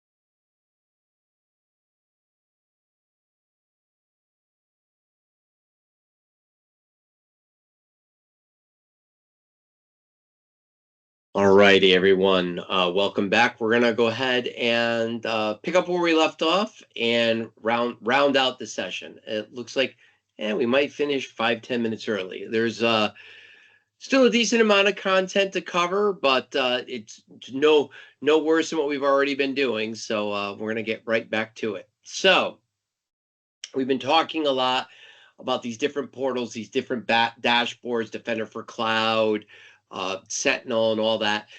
A lot of these elements are derived from a secure score that gets put together. So as part of the Defender services and the integration with Defender, we collect this scoring. Now there's scoring for security, there's scoring for compliance. So there's scoring for a number of different elements. And the idea with the scoring is taking apart those end results and having actionable elements from them as part of the benchmarking and reporting. So the idea would be, hey, if we've got all these compliance rules that we need to follow and we're doing 58% of them, then we've got 42% that we could still be doing. So the idea is to have a way to analyze that and then to go in and make changes against those recommendations and increase our score. From a real simple example or generic standpoint, if I've got 100 virtual machines and they're all patched today, and that's the only parameter that we're looking at, we're at 100%. If there's a new patch release on Patch Tuesday, and again, this is the only parameter that we're measuring, and they change the secure score element to include that patch, we go from 100% to 0 because we don't have the patch on any machines. Now, the secure score is way more involved with that than that, right? It takes a look at identities, it takes a look at encryption, it takes a look at how the resource is configured, in not just virtual machines, but applications, storage accounts, and the whole 9 yards. The idea here is that this score helps you set a level, and then you pick your benchmark and you go after it. When we take a look at tying into all this different information, we have these data connectors, right? We, very generically speaking, what data connectors do is allow for different services to make their connection to do their job. I kind of mentioned already that in order for Sentinel to be able to analyze information coming out of SharePoint or coming out of M365 based applications, they have to have all the data connectors tied into one another. This allows for Sentinel to collect that information. It allows for all of the information to be pulled in and handled and processed for the particular activity that's going to be ongoing. So in the case of something like Sentinel, it will be security analysis.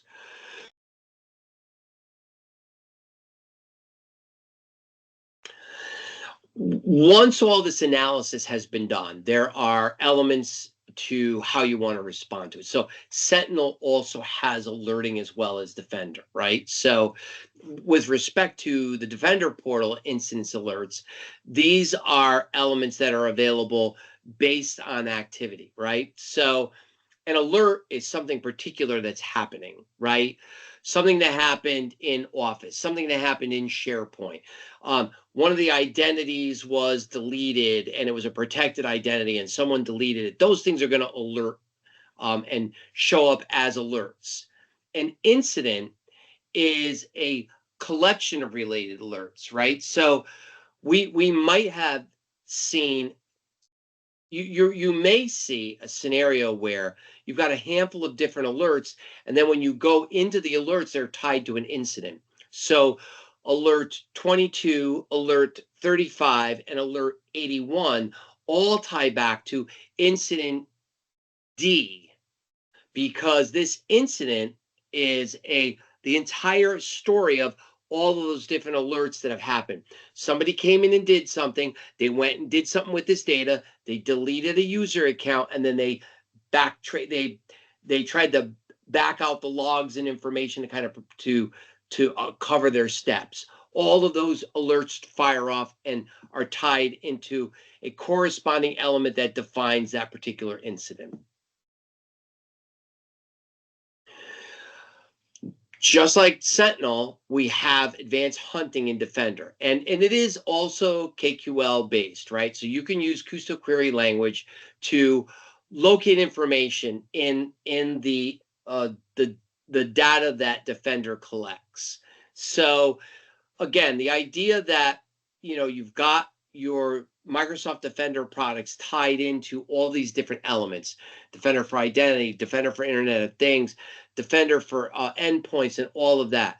All these connected data sources allow you to not only allow automated hunting to occur in Defender, but you can do your own advanced hunting. You can actually go in and you can actually tie into Sentinel and say, look, I've looked at some of the activity, I've seen some of the alerting, I've seen some of the incidents. I want to do some advanced hunting to see what else is going on.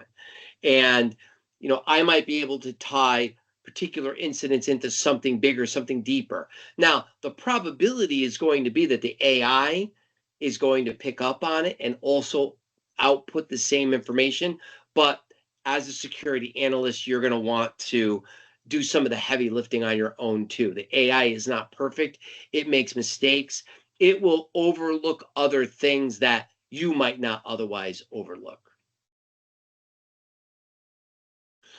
All right, and the last piece is going to deal with our compliance solution. So this is going to be our last segment.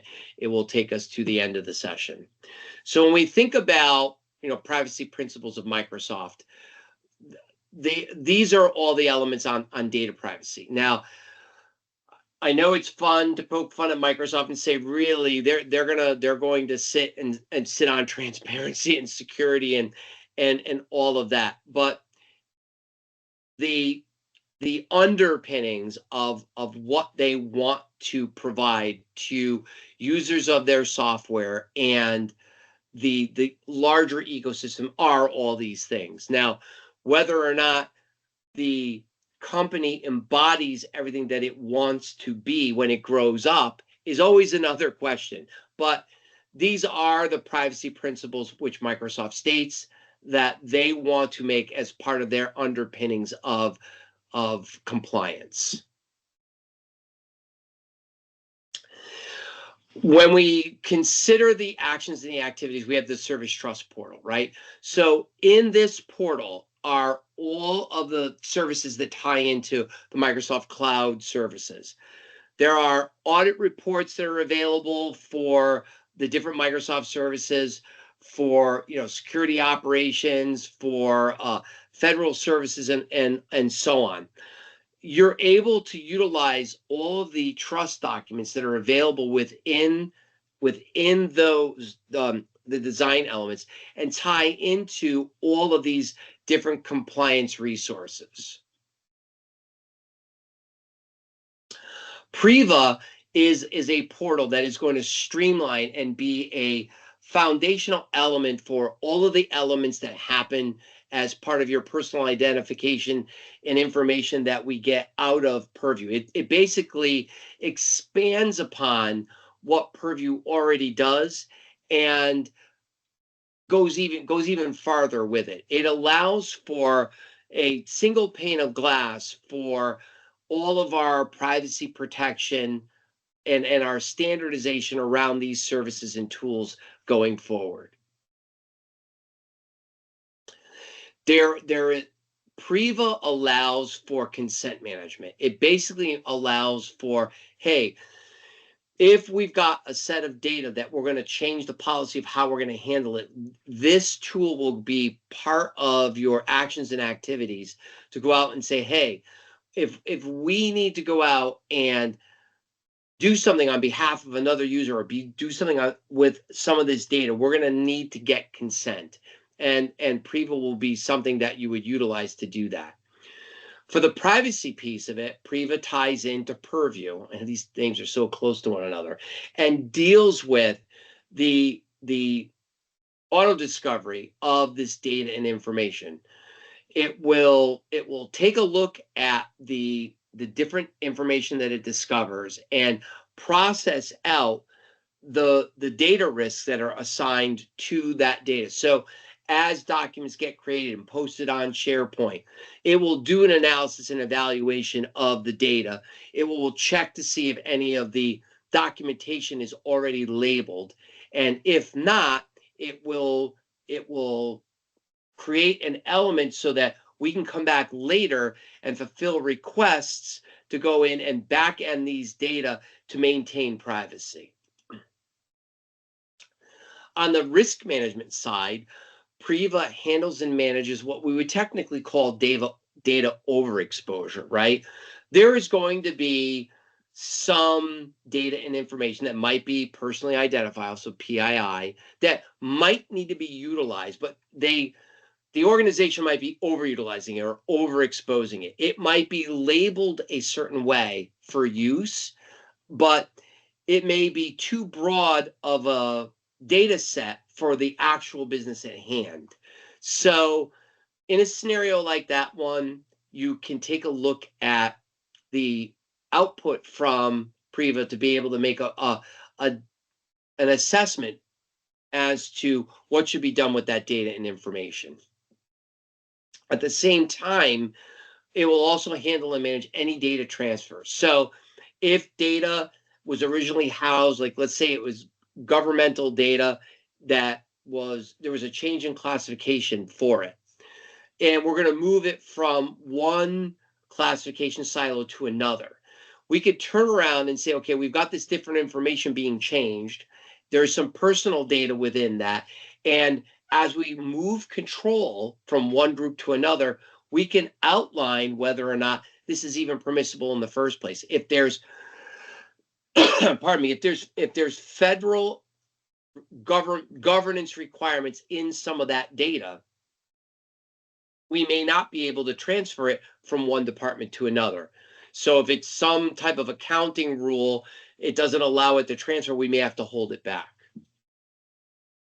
And the data minimization element basically identifies data and our data retention policies mainly to say, look, there is some potential risk in this long-aged data for exposure elements that we may want to reanalyze to see if we really need to save it any longer. We might need to save core elements of that data for a 7-year rule, but there's some personally identifiable information we might be able to remove. And if that's the case, we should do that. Anytime that we've got subject right requests that come in, Priva is the service that will handle and manage that. So anytime that we are running our automated data discovery and we find sensitive information types that are available, the automated data discovery is going to outline those elements and be able to draw attention to, hey, there are sensitive information types in this relevant data, and we need to better address those. There might be some elements of conflict detection, right? So we might have a scenario where we've got some personally identifiable information for one set of users intermingled with some other data and information for other business holders, right? So the idea there, so it might be an internal salesperson that has got some information on their customers and other customers. Some of those secondary customers may not have agreed to share their data, and it's mixed with the data set for people that have. So in a scenario like that, you've got a conflict. You've got an approved bucket of data where people have agreed for data sharing mixed with people that have not. So you need to go in and address an issue like that one. So again, consent management, we kind of mentioned this a little bit before. The idea here is that it allows organizations to get consent for data and information for the different ways that we store the data, right? So in a scenario where we've got data and information being handled in a different manner than is customary. We may have to go out and get consent. So if there are changes, if the original requirements for utilizing software changed, and there's a certain amount of information present available to the users of that software, things that you might have had to enter in order to use it. And the developers of the software are going to change how we're going to handle and manage that data. Then we basically have to kick off new consent. You basically identify a change in terms. We've gotten emails like that before. Public website has changed their terms of service or their terms of use. And if you look through the terms of service, it might talk about what we do with your data. And basically by either acknowledging the email, or it might say, you don't need to do anything. If you want to continue to use our service, you are otherwise agreeing that you agree to all these changes. And basically at that point, what you're doing is you're giving consent by continued use of that service. There's the privacy assessments that are in Priva go through and do a collection of all that personal data that's available, right? So there's an entire data map that gets leveraged of all the different information in all the repositories that it's connected. So the idea is that where there is information available on SharePoint, within customer relationship management documentation, wherever it might reside, it is all cataloged and logged by Priva. Priva then actually goes in and reviews all that data, not only where it's been discovered, but the use of that data, who's been accessing it, and what is their access rights and control of that data, and does it fit business requirements? So if you have had the option to say, you can collect my data, but don't share it with a third party. If there's a situation where we start to discover that some records are being exposed through third-party services that we tie to, we have to go and address that. We have to stop that, or actually prevent it from happening in the first place. And a lot of this is done. It's done with connections and services, but also done with our tracker scanner, which is a web tracker to track compliance across our different websites. So this basically makes it so that the tracker library collects all of the different elements that that are out there, right? So any type of element like your tracking technologies, embedded pixels, dropped cookies, beacons, other elements, anything that is on these different sites is going to get exposed through Priva. If there's any trackers being utilized, we have to make sure that they comply with the privacy regulations. So again, when you go on the website and that banner comes up, and you need to accept all cookies, but you know, because you're basically, some sites will let you make changes, make you accept or decline particular elements that you want to allow. On some sites, there's basically an accept or decline, and you could always click the decline. The problem with the decline is sometimes the access to the website will stop. Basically, it's identifying, if you want to be here, you need to permit access. Well, the scanning will identify, as a piece of this, the compliance monitoring, whether that meets our rules. And if it doesn't, we might end up ultimately blocking the website. So we talked a lot about what Priva does and partly how it leverages what goes on in the compliance portal of Purview. So now we're going to kind of drill down and focus on that a little bit. Purview does a mix of what Priva does, and then it goes a little bit farther, right? It does compliance status elements and helps make sure that your compliance posture meets your business requirements. But it also ties into data loss prevention and making sure that the sensitive information that gets discovered is not allowed to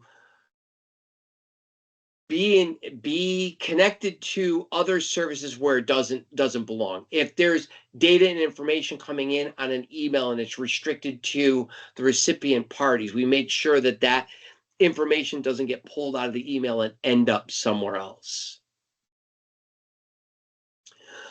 We utilize Purview to manage elements like insider risk management, understand what insider risk looks like, understand the different mechanisms through which we're going to enable for privacy.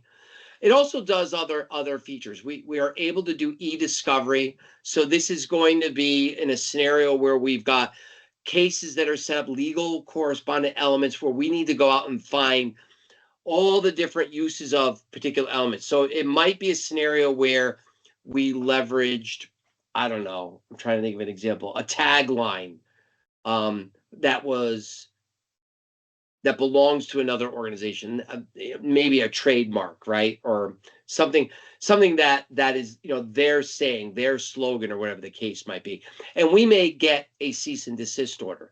No true legal action yet, but we have to stop doing it. And we have to remove that tagline from any documentation we've got, any marketing material that we have. So as an element, we need to review that data for that correspondence. So we'd have to go and do an e-discovery for that element.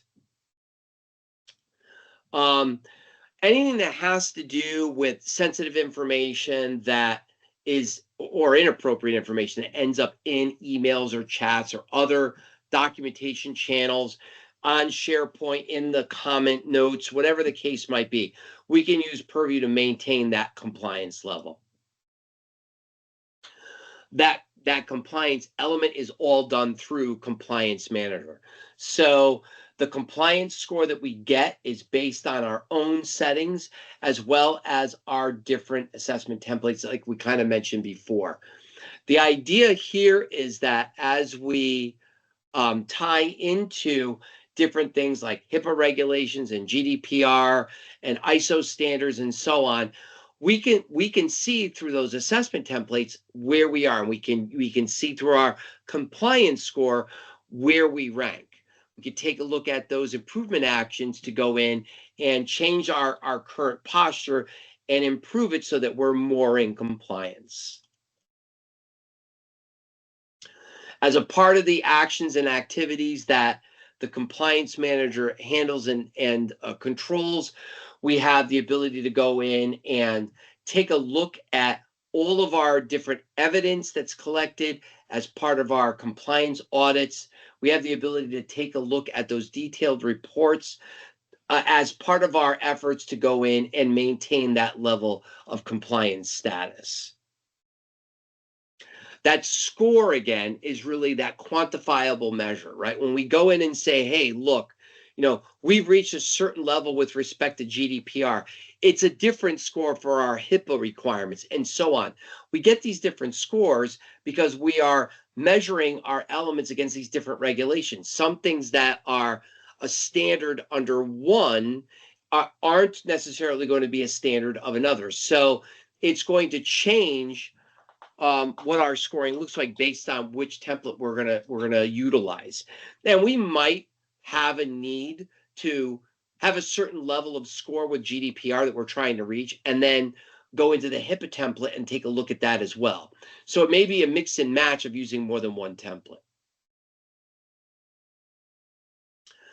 And again, as a piece of what you would be doing throughout this exercise of handling and managing this score against what Compliance Manager does, we have the ability to tie into those reporting dashboards to see the status of our progress. We can take a look at all of the compliance controls that we've got that are supposed to be working to keep us where we are, and get a better understanding of what our current level is. A piece of collecting and getting all of this data and information is understanding the data itself. And we do that with pattern-based classifiers and sensitive information types to basically identify what sensitive data actually is out there, right? So Are we talking about personal information, dates of birth, social security numbers, home telephone numbers, employee ID numbers, and so on? So some of these things are elements that will match templates. They have the design element of a home address. They have the design element of a home phone number. Some other elements need to be done through exact data matching, where you actually have particular elements and design configurations that are unique to your environment. So like an employee ID in one company is going to look different from an employee ID in a number, or customer account numbers for that matter. But you're still going to want to find and identify these. So in a scenario like that one, you might use regular expression and in combination, in concert with exact data match. So in an exact data match, you're going to find the exact match for particular values that are in a predefined database. And then with regular expression, you could take a portion of an element and tie into it. So with an employee ID, that everybody that's on the maybe the Orlando site starts with ORD, right? So you would utilize that in regular expression to capture the rest of the element.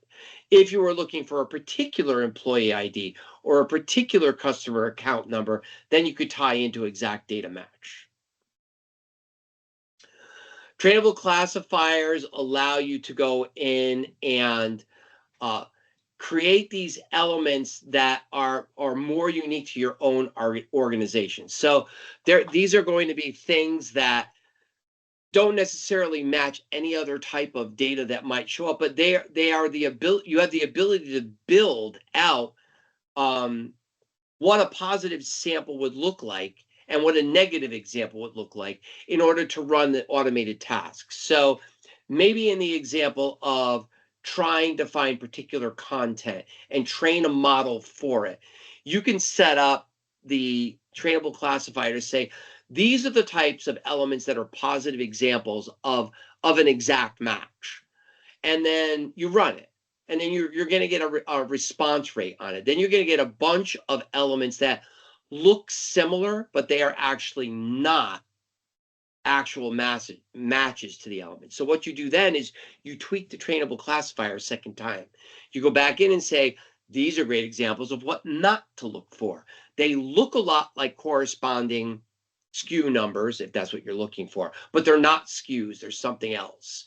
So it could be possible that it's detecting account numbers for telephone numbers because it's the same number of digits, but there might be a leading qualifier, like a leading zero in all of the account numbers, which can't be possible in a phone number. So you could set those up as a design example. When we think about what it is that we want to do after all this pre-work has been done, we're going to be able to see the elements that are discovered in the Content Explorer and see all the activity in the Activity Explorer. So in the Content Explorer, you get this view of all of the content that has been tagged as including a sensitive information type. So this is going to be anything that's got a sensitivity label already applied, something that has been discovered, a sensitive information type that's been included, a retention label, anything that might be there. It allows you to go through that snapshot view and then actually drill down on it.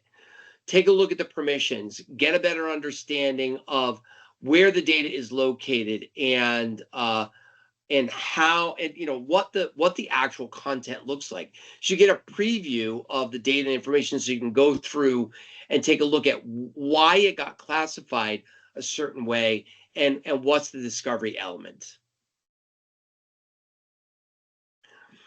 When we think about the Activity Explorer, there's another piece of it, right? We want to monitor the activities of all this discovered data over time. If it's a question of sensitive information that got access, we may need to go back through the Activity Explorer to see what was accessing it? Was it a person? Was it a service? Did it get tied into a database somewhere? Was it posted on SharePoint? We need to know what occurred with this data as much as what was the data itself. So the Activity Explorer gives us a view into all of this discovered element and the history on it. Sensitivity labels are a way to classify and protect our data, right? As we kind of mentioned before, we have the ability to discover these different sensitive items, and we have different ways to protect them, right? So we can include information like watermarks and headers and be able to make it so that it's easily identifiable. There are now dynamic sensitivity labels that can on the fly mark data. So one of the elements that's always in question, right, is all right, so if something is labeled as sensitive and it's on a SharePoint site and I've got the ability to read it, all right, and let's say I've got it on my screen. Let's pretend for a moment the slide here is that sensitive data, right? What if I take a picture of the screen with my cell phone?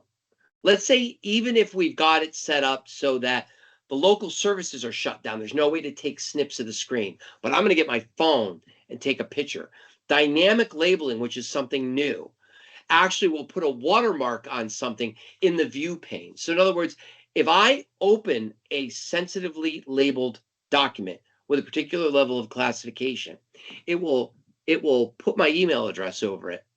So if I go and take a picture of it and share it with somebody else, it's going to identify who took the picture. So as an example, we read enough in the news. Hey, somebody from Adobe leaked this. Somebody from Microsoft leaked that. And here's a screen snip of what they leaked. It's going to be harder to do that when things are dynamically labeled. A piece of this ties back into data loss prevention, right? We don't want that data getting exposed or escaping. So as we tie into data loss prevention in Purview, we are able to better identify all of the data and information that should otherwise be kept as confidential, highly confidential, and so on. It can be personal information. It could be our own R&D that we don't want to expose. We can also prevent unauthorized actions like sharing the information by way of tooltips. When you attach an email that's got information in it, you would have a tooltip that says, you can't share this, or we're going to remove it from being sent because you're in violation of a policy, and so on.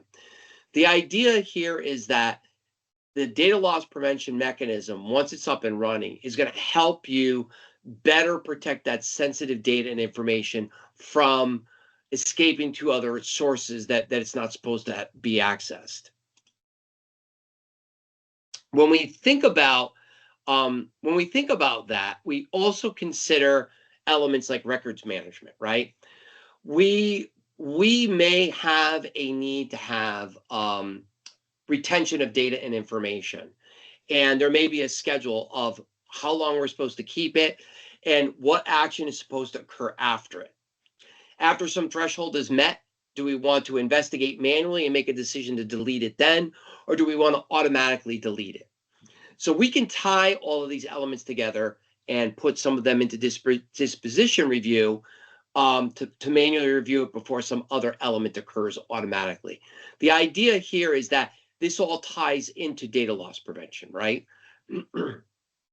If we want to go in and declare records as beyond the period of retention, we have options to address them after the fact.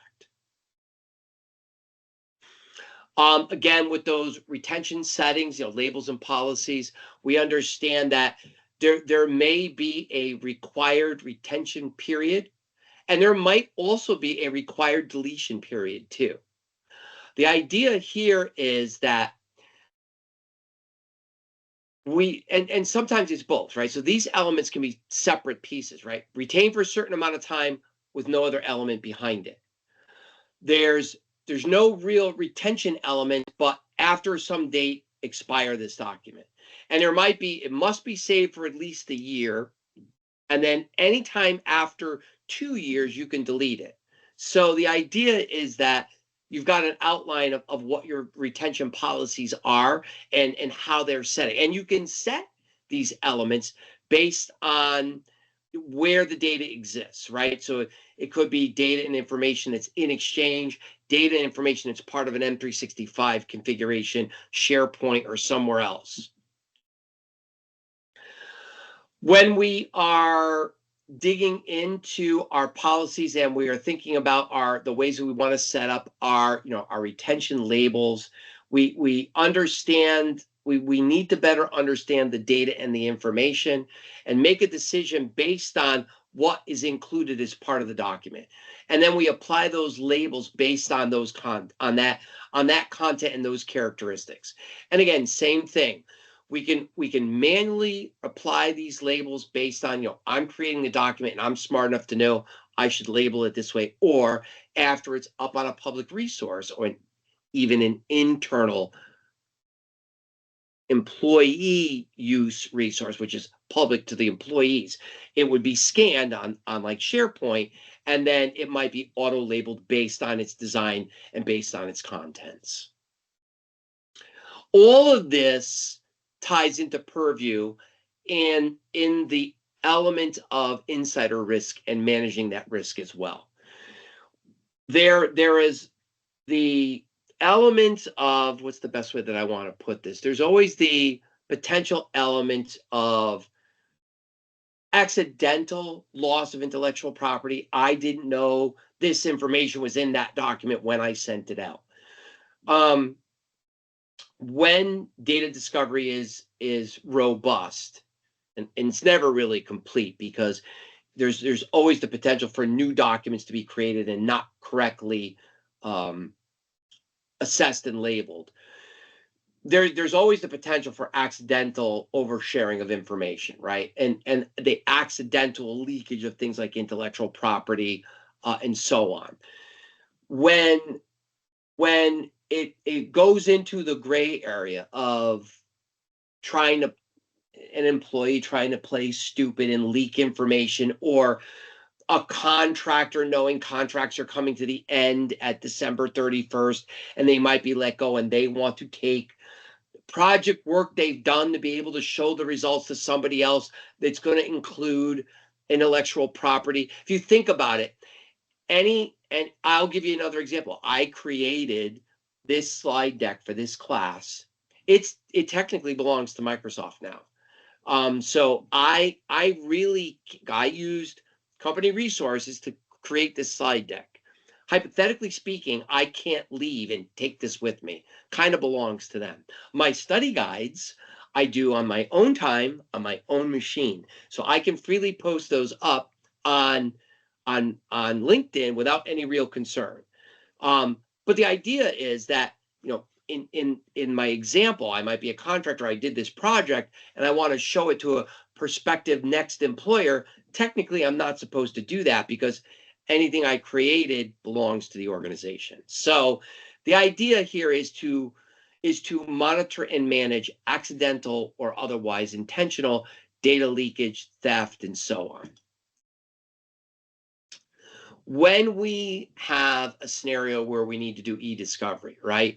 These are going to be cases that are going to get put together based on legal or other types of investigations. It could be, I'm spitballing a little bit here. It could be, might not yet get to the level of a legal case, but you might have an internal investigation to a potential HR violation. So you might want to take some Teams communications or some emails that were sent with the corporate accounts, under e-discovery and lock them down. So the idea here is that the e-discovery will do a content search to perform these searches across the M365 data sources in the ecosystem to look for these elements, and then put hold capabilities onto messages and emails in their current state, and also to prevent deletion or modification. So if it was something that I said I created and it's in a document on SharePoint and really I plagiarized it from somebody else, that's going to be a situation where if there's an investigation of something like that, they may go and lock that document up on SharePoint so it can't be edited. As a final piece, we're going to talk a little bit about auditing solutions. This is where we tie into all of the different activities of the M365 environment, right? So anytime that we are doing anything, we want to track user and or administrative activities in OneDrive, in Exchange, online, wherever it might be. We can go in and get an understanding of what different users were doing and what their activities were. They modified a particular document. They deleted something else. They dropped new content here and so on. The audit solutions allows for the ability to go in and not only do these advanced searches into the ecosystem. You can do particular activities, particular date ranges, specific events, and so on. It will help you handle and manage these elements, especially when there's regulatory requirements involved. You can set up policies that will send out alerts as part of your audit configuration. Again, same deal, based on something users are doing. You might already have a handful of information you've collected on activity, and you want to see if there's any more going forward. So you could set up alert policies to say, these otherwise protected documents that we know people have got read-write access to, but there's a series of actions and activities that are supposed to take place before changes are made. We think some people aren't following that. So we've collected all that information to date. We know what's occurred. We've made record changes on the updates. We want to see if it happens anymore. So now we could set an alert policy up based on that activity. The next set of auditing or the next set of editing or additions or removals of data and information from this SharePoint site will be alerted. We'll collect an alert set and be able to get that information. All right, and that is pretty much a wrap on the entire course. So I would like to thank everybody for your time and attention throughout at least today. I know you folks were here today, and some of you were here yesterday. These few links that I've got on the screen here, they're also in that document that I shared all the way at the back. They're actually the start subset of all of the collected links that I've got in my study guide. So again, I appreciate that you've come to this session. I hope you found it informative and useful, and maybe we'll see you again sometime down the road for another class that we do. Thanks again, everybody. Thanks, Colleen. I appreciate that. Thank you very much. Thank you, Jason, for your help. No problem. Thank you. Thank you for attending. You don't have a recording for this session now? I believe there's a recording and transcript that automatically occurs. I think when I end the session, I think it becomes available automatically. I am not used to this new service, so a lot of this activity I don't have the administrative capabilities for it, but I do believe when I end the session, the recording completes and it's available after the fact.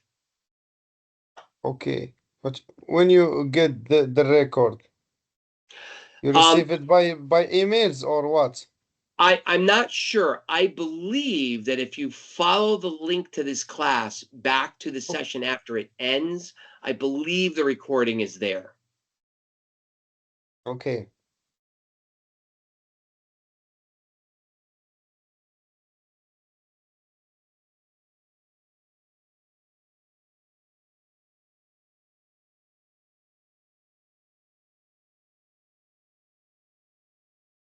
Oh, thank you very much. I'm glad you enjoyed it. Thank you.